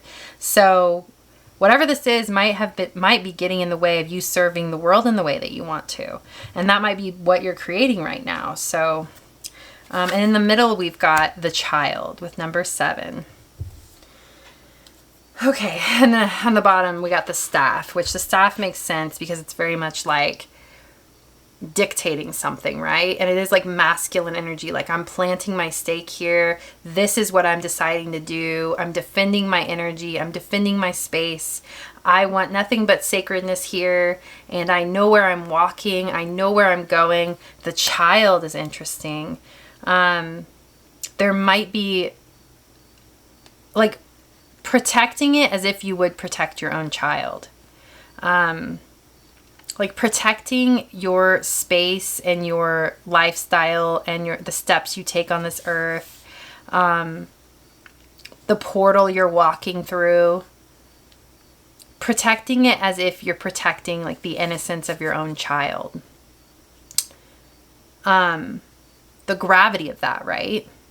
Like mama bear energy. There's a bear right here too. That's cool.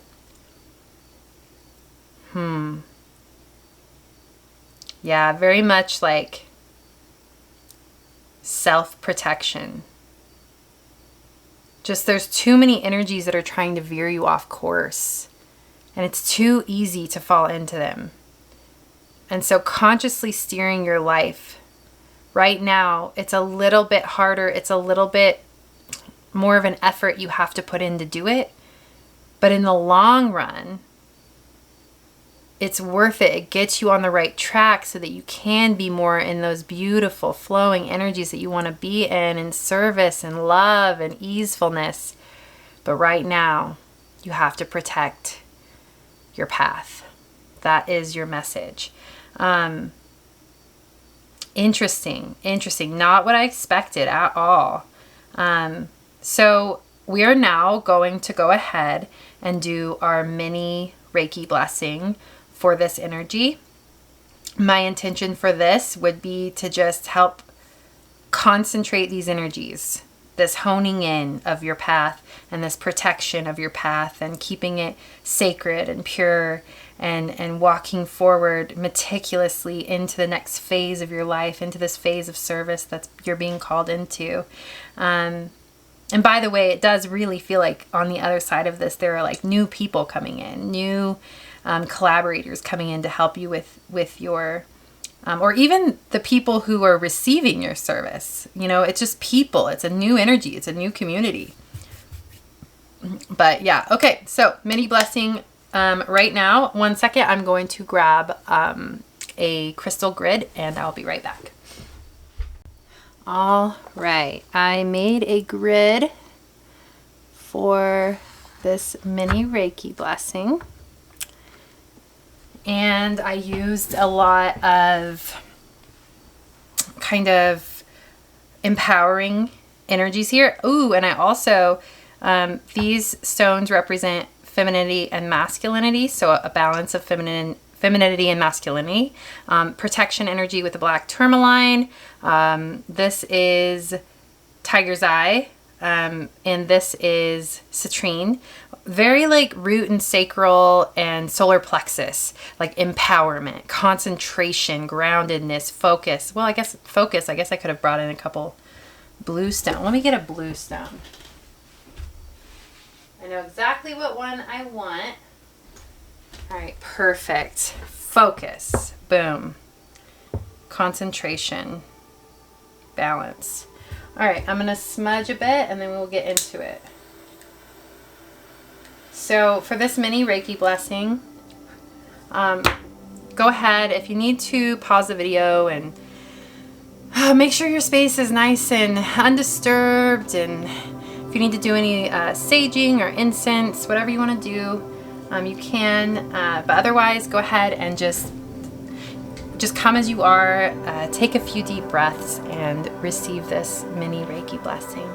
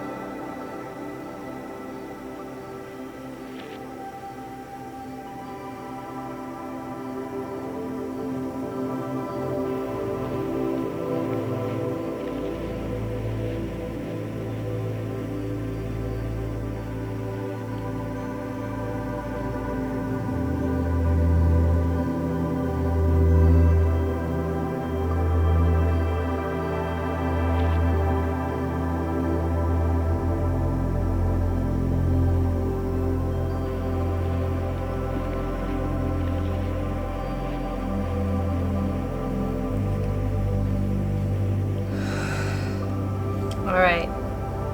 So there's a message here about like little steps. So like little inconvenient tasks throughout the day that you don't really want to do, but they help you in the long run. Like for instance, I made soup earlier and it has chicken in it, and it's been sitting on the stove for like 5 hours and I've just been lazy to put it in the fridge, and I need to go down and take care of that before it goes bad, and the whole soup is just wasted, soup that I wanted to eat the rest of the week. So yeah, like little things like that make a big impact, but in the moment, like it's like little inconveniences. Take care of those, man. When they come up, just do it and fall into the flow of them. They will, like, it will become enjoyable. So yeah, so alrighty, so that's your mini blessing. I hope you receive that well. We're going to go ahead and enter into the infinite prayer now. The infinite prayer is a space that you can enter into and receive a deeper, longer Reiki transmission that will help you to hone in on your focus, your concentration, and your self-protection and your self-honor. In this scenario, I'm really feeling that self-honoring coming through, like to an insane degree, like not letting any little thing disturb the steps you're taking on your path. And I'm just wanting to root you into the importance of that. So if you'd like to come into that space, I'll put a link down below for you to find that. Otherwise, if you'd like to support me, you can join my Patreon, which I mentioned at the beginning of this reading. You can like, comment, or subscribe. You can buy me a coffee / leave me a tip. I also have merchandise with my beautiful bee and flowers logo, which I will show you right here. It also has the phrase "Hello, lovely human" on it. Mugs, t-shirts, sweatshirts, tote bags, stuff like that. Super adorable. And then you can also check out my other infinite prayer sessions. There's a link down below for that. And I also have another YouTube channel called Soul Hearken. It is my heart and soul in video form. There will be a link down below if you want to check that out as well. But if I'm leaving you here, thank you so much. I appreciate your presence. But if you're coming into the infinite prayer, I'm excited to enter into that with you right here, right now. But first, I am going to go downstairs and put the soup in the fridge. So I'll see you in the infinite prayer in a couple minutes. Bye. Hello, lovely human. Welcome to Little Flower Tarot, your floral oracle. My name is Krista, and today we are going to nourish the shadow. So the theme is nourish the shadow, let me walk you through it. And my intention for this reading is to help you tap into any internal shifts you need to make, any shadowy energies that need to be brought to light, and just healing. Healing is my number one intention for this reading. Releasing of fears, you know, just anything that is in the realm of shadow work, or just anything that is hidden, again, that needs to be brought to light. I'm open to wherever this reading wants to take us. So we are doing a few things in this reading. We're going to do a channeled message from the flower that you chose. We're going to do a mini Reiki blessing at the end of the reading here on YouTube. And I'm also going to offer an extended infinite prayer energy healing session off of this reading. And it's going to be specifically for the energies that came up during this reading. So specifically for you, if this reading resonates for you. So that will be available in a link down below if you're interested in that. And I'd also like to officially introduce my new Patreon account. I am making this Patreon account in the spirit of manifestation.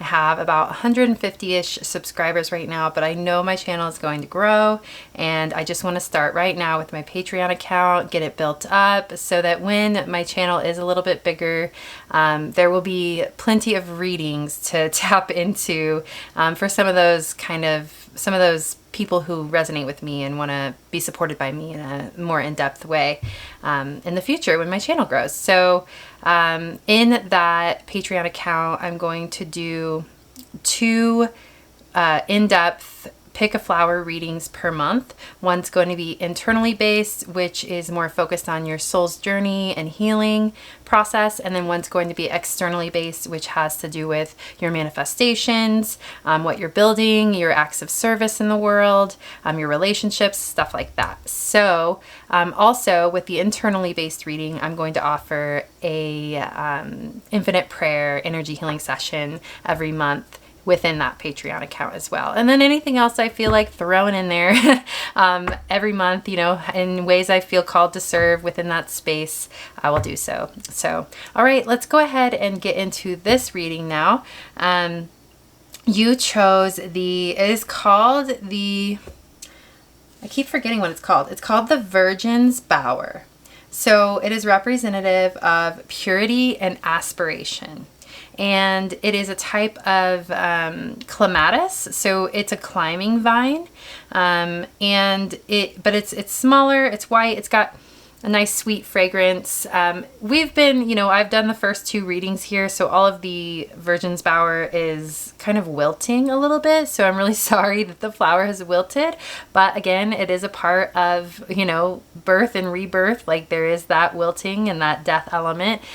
Group number 2 had a lot to do with that kind of element, but that doesn't necessarily mean that's what we're gonna get into with this reading. I'm just apologizing that the flower's not as spruced up as it once was. But yeah, so we're gonna go ahead and do a channeled message from this this clematis here, and yeah, let's see what it has to say to you.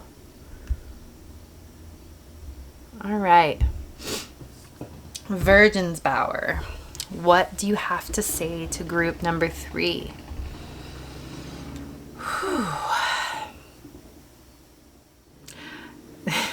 This is how it's coming through. Love, love, love, love, love, love, love. You are about to be inundated with love. You are about to be showered with so much affection and love and blessings in your life, and you are absolutely worthy of them. You are deserving of so much love, and your capacity to receive love is expanding as we speak. Whatever healing you've done, processing you've done, releasing you've done, it is getting you deeper and deeper into your own self-love and your own worthiness of love of the world and the people around you. You are entering into a knowing of your own purity and goodness, a knowing that you are connected to everything that is good in this world, and that you don't even have to question whether you're worthy. It just is. Good is coming, and you're on the right path. All right, so that's your message from the Virgin's Bower. Set this little guy right over here. And then I pulled a card from the Animal Apothecary as an overarching theme to this reading, and let's see what you got. All right, small steps, big accomplishments. Very similar. So far, I've had 2 references now to group number 2. So this almost feels like it should have been the overarching energy of group number 2. It was very much a lot about aligning your small steps in the day-to-day and realizing how potent they are. I love that there is a land turtle and a water turtle. This is beautiful.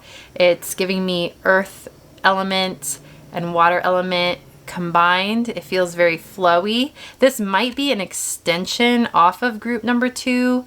So group number 2, maybe it was just like for you, for this group, it might be like past energies. And if you're coming from group number 2, this is what you're walking into. So, all right, I'm going to pull a few more oracle cards. Let's see. I think I'm actually going to pull a couple more of the Animal Apothecary cards. All right, group number 3. How can we nourish the shadow? What can I walk them through today? Okay, so we got victory and metamorphosis. Again, wow, this is continued energy from group number 2 for sure. I'm just confirming that right now. So this is this feeling of like with the victory card here, it's very much feeling like you've claimed your place in the world consciously and through your own sheer will. Not only your sheer will, but you've honed in your will so concentratingly in the day-to-day. Every little step of your day you realize is a potent, beautiful moment, an opportunity to manifest your dream life, to help co-create your dream life. You've walked through everything that you need to accomplish.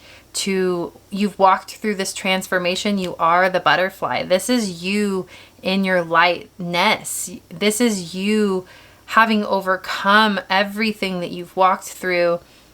This is you stepping into the new phase of your life. This is you in your power, in your light, in your worthiness. This is you in complete reception of the beauty that wants to accompany you forward.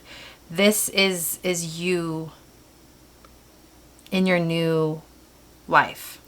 Okay, so this is still a shadow work reading, so we'll see where this goes, but maybe this is something like you need right now to understand that this is where you're walking.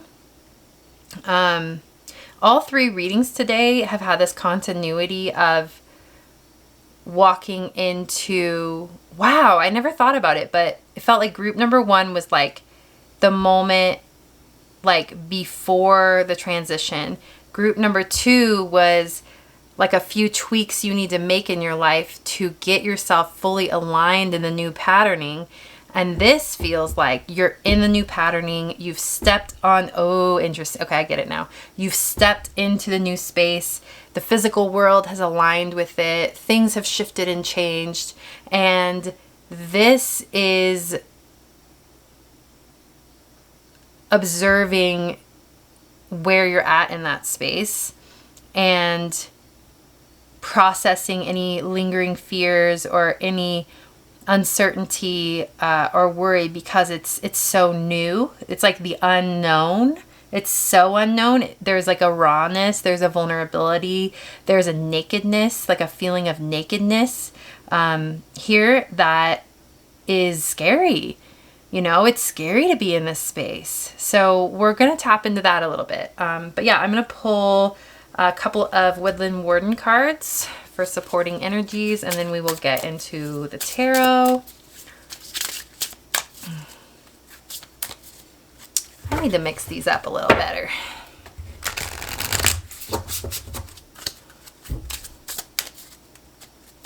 What a cool trajectory these readings went on. Okay, so you got the cat and lavender with independence, and the goat and willow with overcoming obstacles. Okay.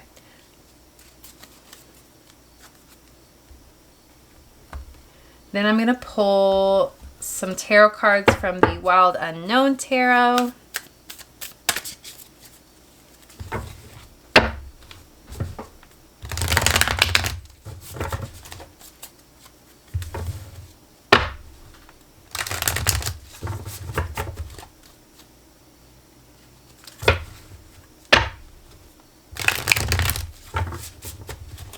Four of Wands kind of popped out at me. Stability, strong family life. I feel like I haven't been doing any reversals today. I just kind of noticed it. Ooh, interesting. The Daughter of Swords and the Son of Swords. The Page and the Knight at once. Okay.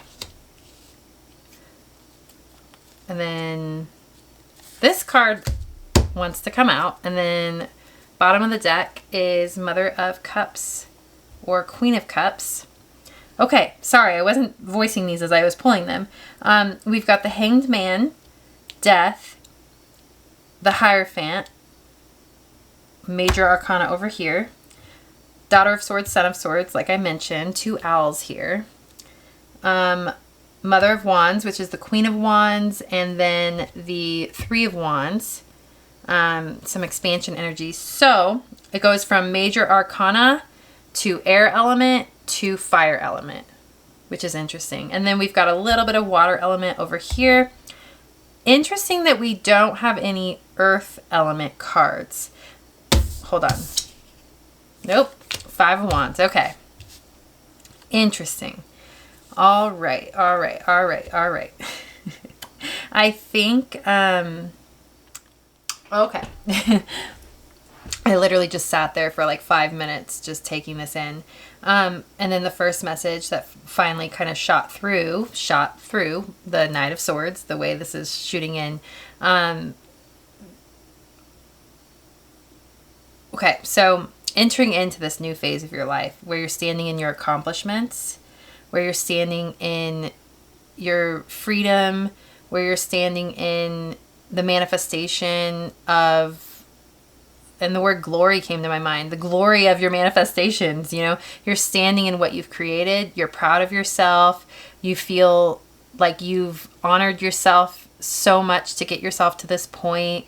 With the Independence and the Queen of Wands here, you feel proud. You can stand on your own 2 feet. You've created something amazing. You've got the world as your oyster. 3 of Wands, expansion. You can see and view and expand in any which way you wish. You are free. You are flying. Definitely. So with the Knight of Swords coming in, it feels like insight. It feels like new clarity. Page of Swords too, in a way. It's like tempered with this kind of more subtle ideas and light energy, color. It's almost like all this new color and light and ideas of like, oh my God, from this place, from this new vantage point, from this new energy, from what I've created, I can now go anywhere. I can now do anything. Like I can now turn this into whatever I want. I have gotten here and now it's like limitless possibility. And with the Knight of Swords coming in, it feels like this like breakthrough energy of like insight and like awareness. And it feels like almost like spiritual guidance cutting through to awaken us to something that we have never realized, that we didn't realize that we would experience until we got to this place. So there's something here with the Knight of Swords, and I just felt the shadow aspect of it because there was like a good energy coming through of like awakening to like your sovereignty, like with this Independence and Queen of Wands here. It's like awakening to your independence and the reality that you can create the life and you can go anywhere from this place. Your confidence in yourself and knowing that you are the one who got yourself here and you can always trust in yourself. There's just this very like strong self-confidence coming through. And then, but the shadow element of this is something about the ego. It's like, let me tap into this. It's this feeling of a possible danger of discarding, like with these small steps, big accomplishments, like everything that you've done to get yourself to this point that was more grounded, right? Like I mentioned, there's no earth element here. Everything that you did prior, all those little steps, all those little nuanced things that you had to do, and within that resistance of what you were creating, that kind of forced you to slow down, you know, in a way. It was almost like the place you were in before where you were in the creative mode, the manifestation mode. It was like you were, the resistance or the energies around you kind of forced you to slow down. And it made you more grounded. It made you more humble. And from this space, there can be this, like with 3 of Wands expansion energy, it's almost like an overindulgence energy. There's almost like this feeling of, wow, this is not what I thought, where I thought this would go, but we're gonna dig in. So yes, there's this inflation of ego potentiality. And I'm not saying like you're the type of person who would let that get the best of you. But there's something there. I need to pull more cards because there's something to it, that there's a message there. And it's not like a negative inflation of ego. It's just, okay, like for instance, like with me, I feel like if I started making a shit ton of money and like had a ton of overflow of money, like I love clothes, right? I would probably like overdo it and like buy a bunch of clothes. Like I'm a very materially oriented person. I love material things and clothing and like, I don't know, it's like that overindulgence, you know, or like, oh my God, I can do anything now, so I'm just gonna do everything. Like that kind of energy is coming through. And I'm assuming there needs to be, yeah, some sort of temperance. We don't have the temperance card here, but with the Hierophant, like this surrender to something, to like a wisdom that's greater than you. Like there's a calling to surrender to a wisdom that's greater to you in this moment. Like, yes, be grateful. Yes, be proud of yourself for getting yourself here.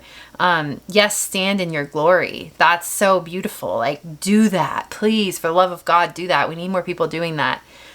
But also in that space, give glory to God, you know, give glory to something greater than you that helped you to get here. Give glory to the earth that has provided you with everything you need.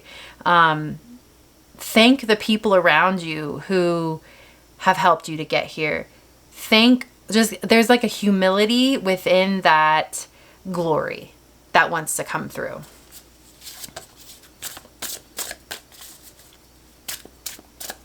Interesting. So it's almost giving me like with this nourish the shadow thing, it's this feeling of being aware of the shadow, like awakening to the shadow in that space and keeping yourself in a humble place and knowing that this is temporary as well, like indulging in it and embodying it fully and completely and getting yourself to the heights of this creation, of this bliss, of this fulfillment, letting yourself go to the peak of it, the epitome of it, and letting yourself fly out into outer space in that beauty and in that love and in that gratitude. But then, you know, instead of like hitting a wall and crashing and burning, consciously letting yourself, you know, like land there. Letting yourself find a middle ground, letting yourself realize that this is my base level now. This is reality now.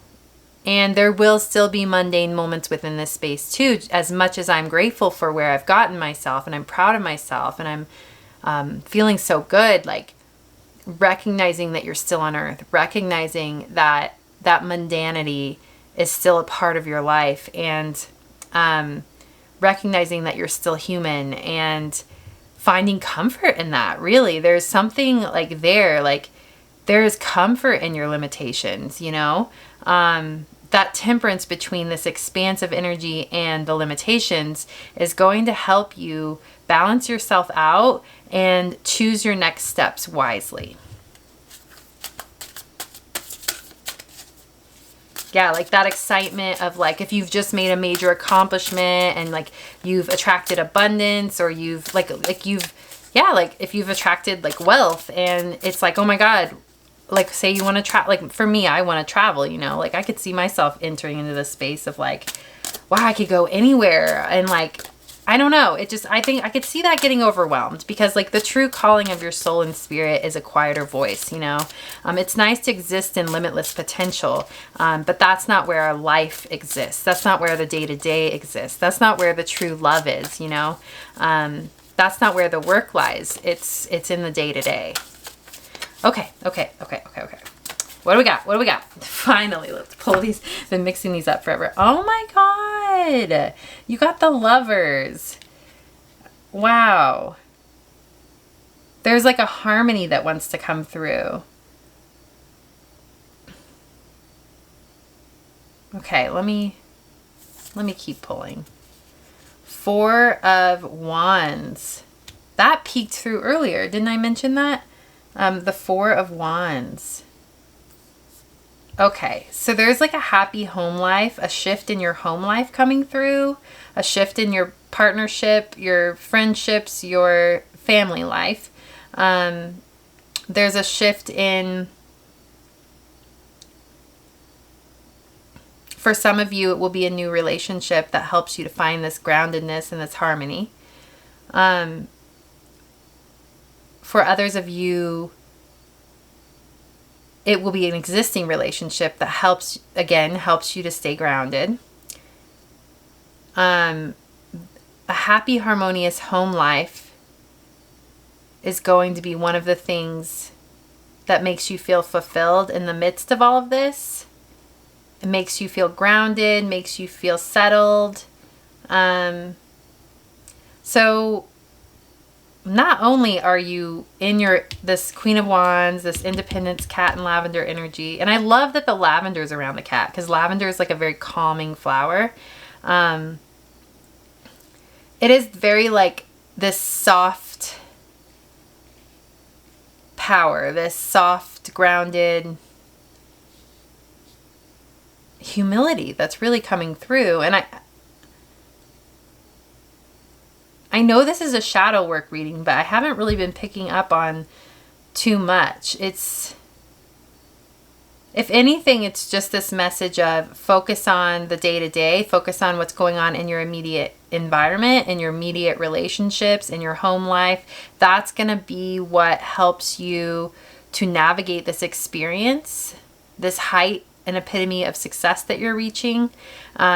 Tempering it with the day-to-day is going to really help ground you and help you on these next steps moving forward. Three of Swords, interesting. Well, that took an unexpected turn. Now we're in the shadow work realm. Interesting. Okay.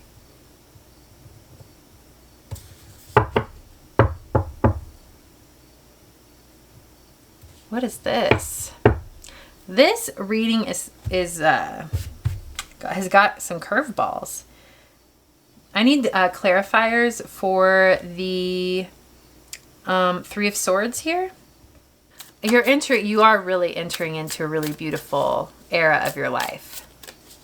And it's just maybe a few things that kind of hit you when you're there, just because, like I said earlier, it is such an unknown.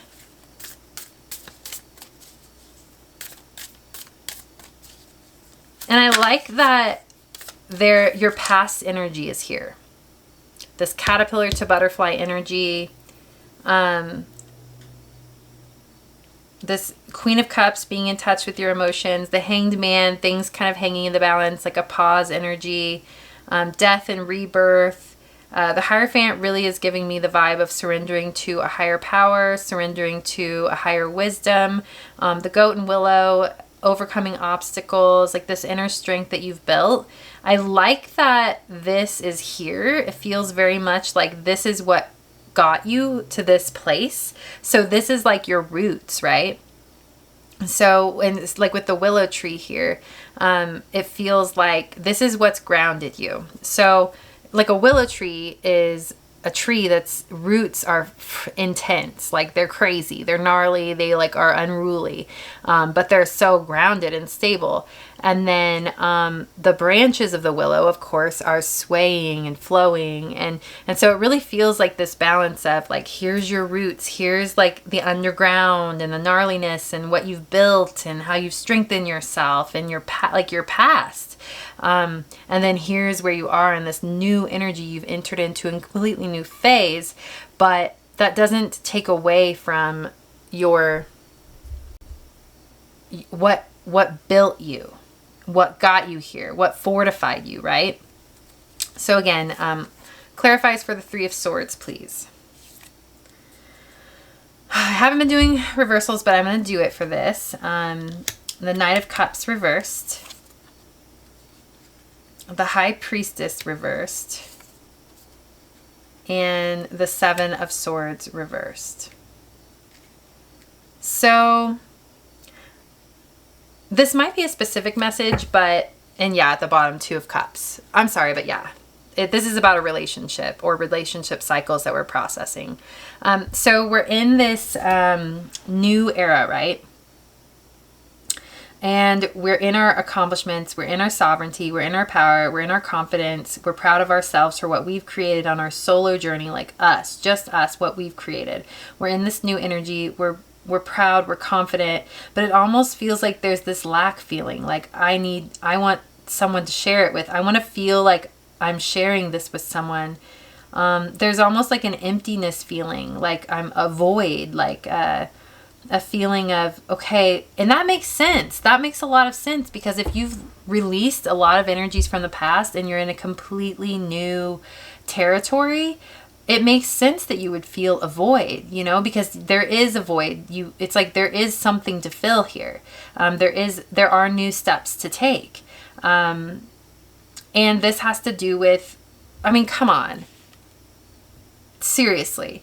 We've got the Three of Swords, which is intricately usually about heart pain, relationships. We've got the Four of Wands, which is often about marriage. We've got the Lovers. We've got the Two of Cups. This is like,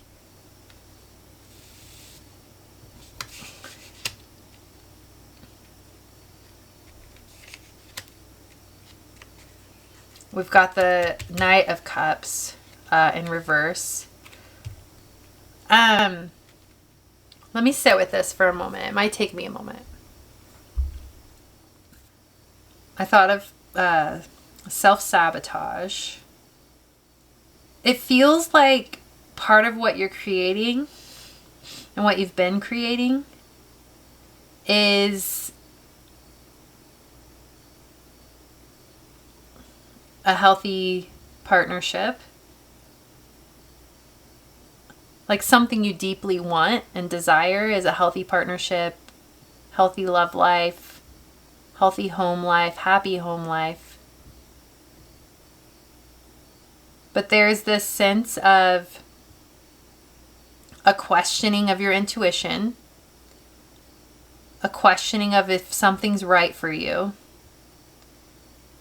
a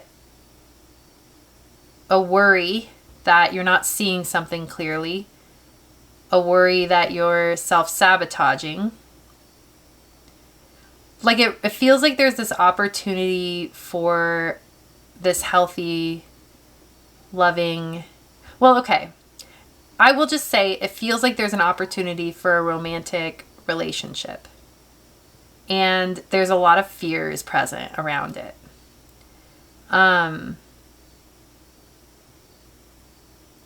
Interesting. Fears of heartbreak. Yeah, fears that you're going in the wrong direction.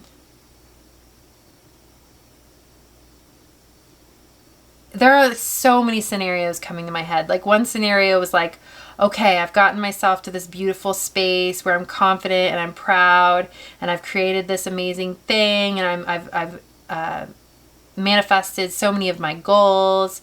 I'm in this beautiful, proud energy.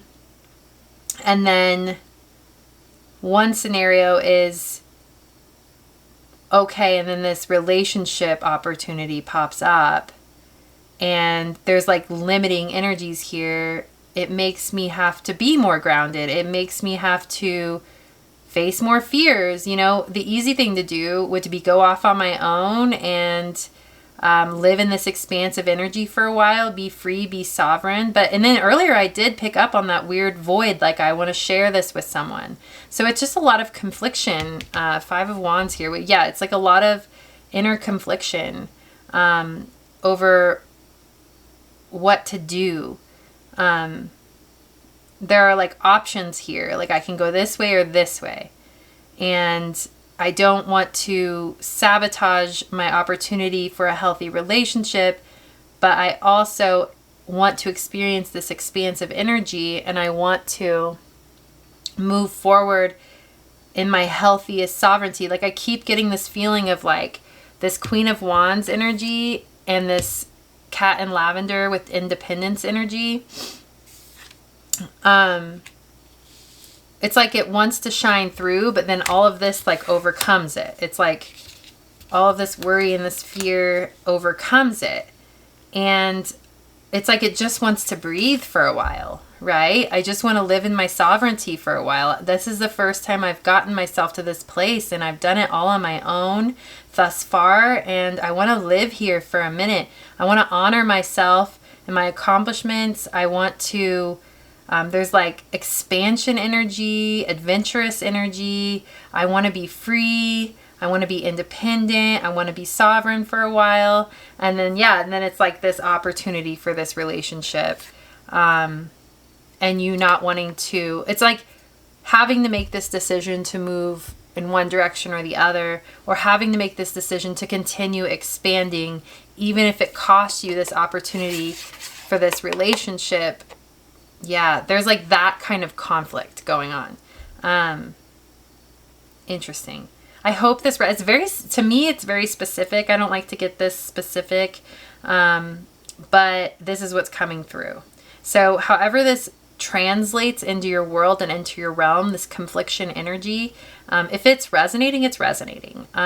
It does feel very heavily focused on like partnerships, romance, but again, however this is resonating for you. So, okay. Home life too. Okay. And this is like High Priestess reversed feels very much like I'm not trusting my intuition. I'm overwhelmed. So I want to dig in a little bit deeper, get some more tarot for this. Yeah, more tarot, I think. And let's see if we can get any clarity around this.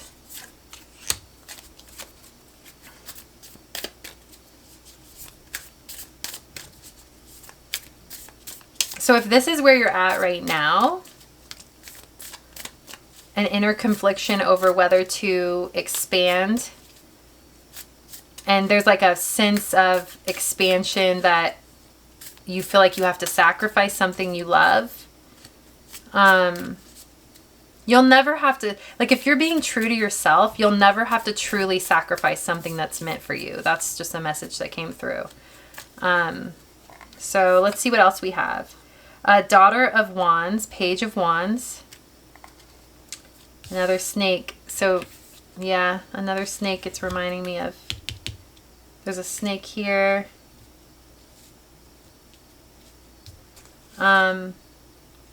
Wow, yeah. Again, holy crap. The Three of Swords. Oh my gosh. Again, you have 2 Three of Swords cards. Daughter of Wands, Mother of Wands. All right, one more. And then the Justice card. Okay. Knight of Pentacles.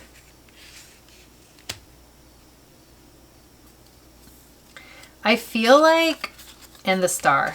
Yeah, that's completes my, I was starting to say a message, but that confirms it. You being true to yourself is the number one important thing right now. So aligning with cutting away of external influences, going within, tapping into the truest form of you, the most beautiful form of you, the highest form of you, your highest ideals, your expansive energy, that limitless potential, that's extremely important for you right now. Because your life is limitless. You can take any step moving forward. You can be free if you need to be free. And what's meant for you will never truly be lost. So there is this sense of fear that you're going to lose something if you take this step into your sovereignty and independence.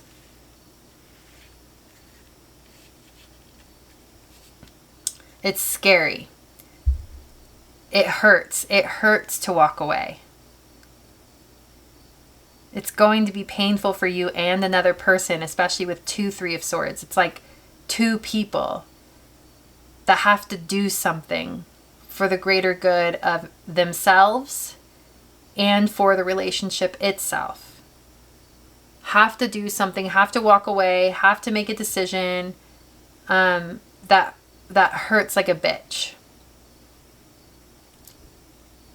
that there'll be tears over, that will feel crazy, like it will feel like a crazy decision, but a gut decision and an intuitive decision nonetheless, the right decision. How do I make this decision? You know, like, how do I know that it's the right decision?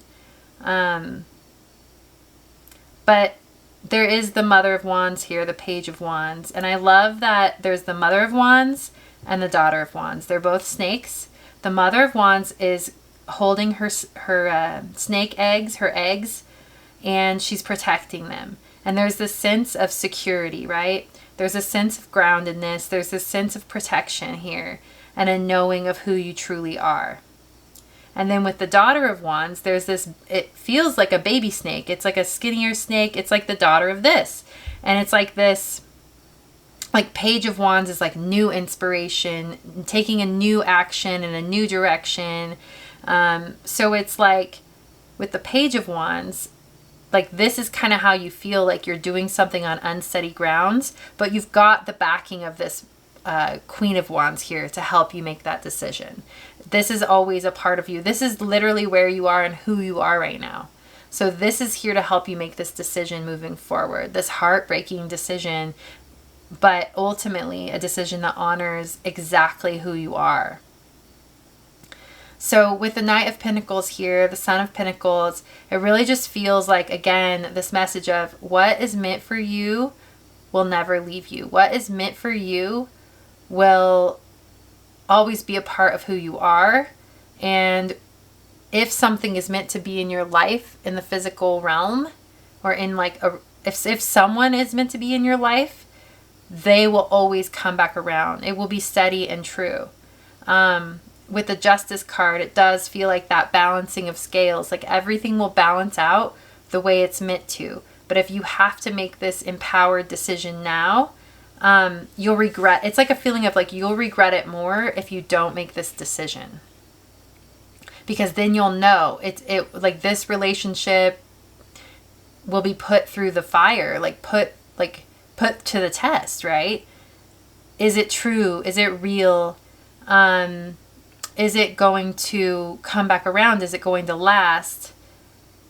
Is this something that is meant for me in the long term? You won't know unless you make this decision to honor your true self. So that is your message. Okay, so I want to pull a couple more of these tarot cards. Oh, yeah, the World. Completion energy, like full circle. Like once you make this decision, like the world is your oyster. You can move forward in freedom and sovereignty and love. It just feels like you've got so much support in this decision, and you're honoring like the highest of high pieces of you. You're honoring like your most expansive self. You're honoring like your highest potential by taking the step away, or whatever, this difficult step. You're honoring like the potential of your soul by doing this. You're giving yourself a chance, truly, truly, truly, to be free. I love it. I think it's beautiful. I almost don't want to pull another card, but I do. I wanted to pull two, so let's see.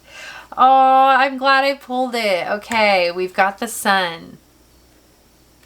This is you in all your glory. This is you in all your purity, standing naked in the light of who you are. This is you being accepted and honored for who you are. This is you in your like your most true, authentic power and light. This is you. Like, this is the epitome of who you are, and this is your opportunity right now to step into this energy and to be received by the world around you when you're in this raw, naked truth of who you are. Like, this is it, you know? One more. Elder of Air, King of Swords. Moving forward to make this decision,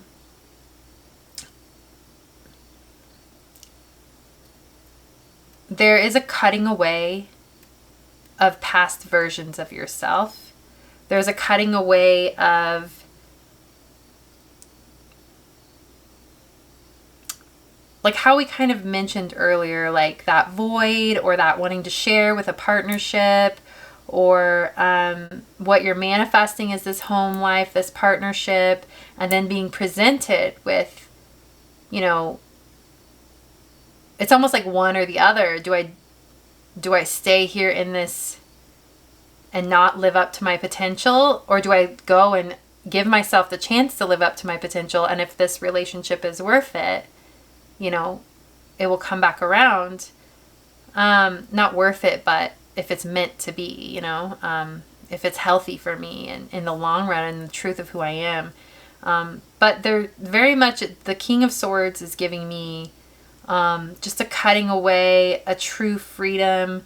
There are parts of you, and with the Three of Swords and all this relationship energy, like attachments to like almost like desperation to be seen, to be in union with another person, to be in that partnership, to be in that connection that you so desperately desire. It's almost like a cutting away of those attachments to what that looks like, knowing that you're worthy of it, you're worthy of what you're creating, and there is a healthier way to attain it. There is a way that honors who you are more deeply, and you have to be the one first and foremost to honor who you are more deeply at the root and core of who you are, so that you can give yourself an opportunity to make sure that when you do come into union with someone, it is right. It is what is right and best for you. And like, it's almost like giving me like your soul mission, right? Like your potential as a human being in this world, and you first and foremost honoring that, and then the partner that is meant to be there, like as a co-creator, as a partner with you in that journey, will line up with you. Now, whether it's this energy or person that you have to walk away from, eventually coming full circle back into your life, or if it's a full releasing and letting go, and a new person coming in to align with your truest energies. So this is very much a honoring yourself over your attachments kind of energy. And it's beautiful. It's honestly, and there's so much faith here. There's such a strong faith here of like, God has my back, and I know I'm meant for a healthy, deep, intimate partnership.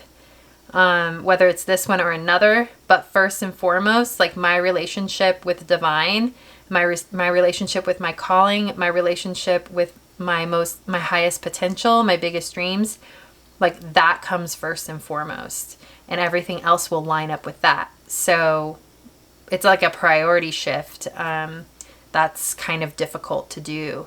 And it's like heart-wrenching to do, and it hurts yourself and others. So it's even harder, you know, to make that like it's even harder to make that decision because it hurts, you know, multiple people. And, but ultimately it's what's better for the world. It's what's better for everyone, because it is, you're just a representative of someone who honors their highest nature, first and foremost, and others can be inspired by that. They can learn from that. It's nothing but learning and growing for the people around you that get to witness you in your power and your light and your truth.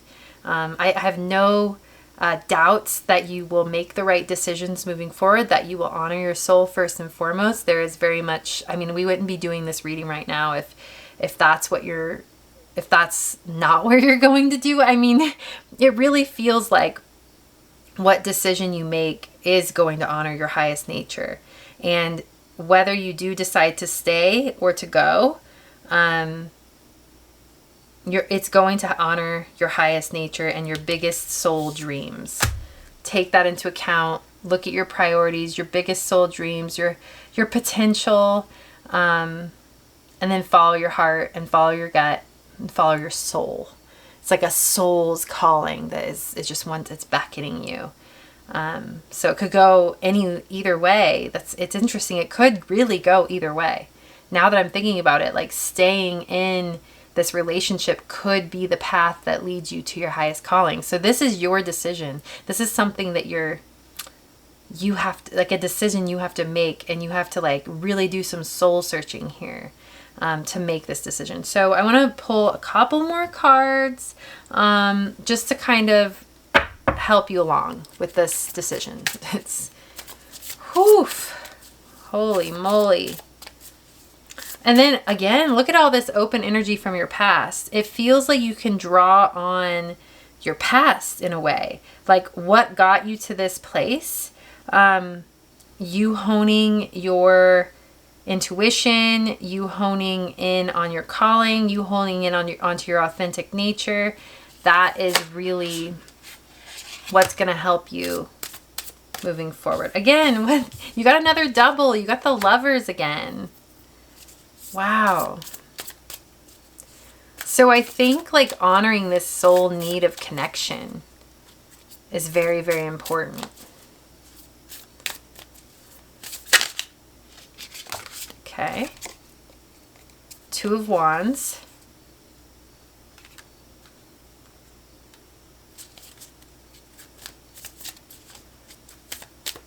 I'm almost getting this feeling of like, maybe you don't, like, sorry, this is so nuanced. Maybe you don't have to choose between one or the other. Maybe you can integrate the two in some way. Kind of a both and situation. That's a potential as well. There's more nuance than you think. It doesn't have to be so black and white. Daughter of Cups, Page of Cups. Yeah, I think like getting out of your head and into a more playful energy would be really helpful for this transition, for this decision. Just letting go for a little while and having fun, and just putting the decision on the back burner, letting your mind drift, letting your energy drift, your daydreams, just trusting that you're gonna fall into the right flow, into the right decision, and just being lighthearted about it, letting go, and knowing that through that, like, the answers will come. Again, what the hell is this? This is nuts. You got the Four of Wands again. This is wild. I didn't pull that many of these tarots, and then like it's showing up in the other tarot, like very strongly. So protect, we got Seven of Wands too. So protect what's most important to you. Protect your heart. Protect your home. Protect the love in your, like, protect your relationships. Like, whether, like, however, like, if some relationships have to transform, protect them still, you know, like, handle with care, handle with love. This can be a loving, easeful transition. This doesn't have to be such a harsh thing, you know? And like I said, it can be both and, like, get in, like, ingenuity, like, get, what would be the word? Ingenuitous? Get creative, you know? How can you transition in a different way? How can you make this decision in a way that honors all your desires and honors your relationships? Yeah, so it might not be as black and white as you think. So make sure you honor all of your dreams and desires moving forward. So, okay. So I hope that helped you. I hope that brought you some clarity. I just want you to know that you've gotten yourself this far, and you deserve the best that the world has to offer you, and do not settle for less than that. And just surrender, trust, listen to the most authentic part of you. You've got this. You'll know what to do. It will be like a calm, like a calm wave rushing over you. like a calm, steady wave, or calm, steady waves just rushing over you with insight, with love, with truth, a knowing of what it is you need to do. Feel calm in your heart and your soul and your body. And then from that place is when you make the decision. All right, cool. Okay, holy moly, this has been crazy. I understand why this is so messy right here, because this is tough. I get it. This is crazy. But congratulations on how far you've come. So beautiful. I'm going to do a mini Reiki blessing right now. And my intention for the mini Reiki blessing is just to bring some calmness to you, some lightheartedness, some playfulness, a lifting of the heaviness here of this weight, you know. So, okay, we'll do that. And then afterwards we'll enter into the infinite prayer. But yeah, let me get a grid. I'll be right back. Okay. So I put this together with some stones from Sedona, masculine vortex, feminine vortex. So a balancing here, especially with this relationship energy we had. An emerald in the center. Oh, sorry, I bet my voice is so loud right now. My voice is right next to the microphone. An emerald in the center. Emeralds are very soothing to the heart. So this is a raw emerald. They're actually not, you would think like an emerald would be expensive, but they're not too bad. These are so amazing when you're struggling with a heart issue, like an emotional issue, a heart decision. These emeralds, I mean, you hold it to your heart and it's like the most comforting thing. And then of course amethyst just for healing and soothing energy, and the selenite for awakening energy. So go ahead and take a few deep breaths and we will get into this mini Reiki blessing.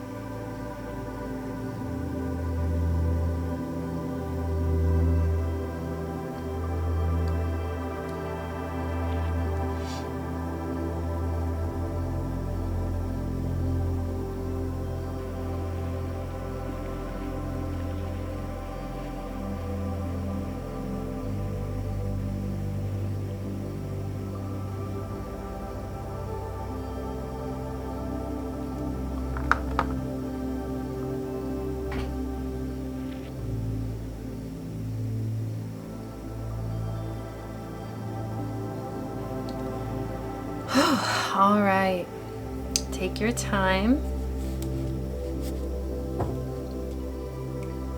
I hope that you felt this transmission, no matter how short it was. We're going to enter into the infinite prayer now. It is a space that you can enter into to receive a deeper, more prolonged Reiki session. So for this one, again, I just want to deepen you into trust. I want to deepen you into self-knowing, into your own authentic light, into an honoring of your highest potential, and in alignment with the true desires and true path of your soul, a holistic understanding of your life and where you're at, and full alignment, full-bodied, safe, grounded alignment with your next step. That's all you need to know is your next step. So in alignment with that is what I want to call you into with the infinite prayer session. All right, so if you'd like to support me in other ways, if you're not joining me in the infinite prayer, it would be amazing if you could like, comment, or subscribe to my channel. There are also other ways. You can leave me a tip / buy me a coffee, or you can check out my merchandise, which is super cute. My merchandise has this bee logo on it that I had made from an artist in Ukraine, and all of the merchandise has the phrase "Hello, lovely human" on it. So I've got sweatshirts, mugs, t-shirts, notebooks, stuff like that, if you want to check that out. Again, I have started a Patreon account that I mentioned in the beginning of this video, so there will be a link down below if you want to check that out as well. But if I'm just leaving you here, I just want to thank you so very much for your presence. I appreciate you so much. And I just pray so many blessings for you on your journey.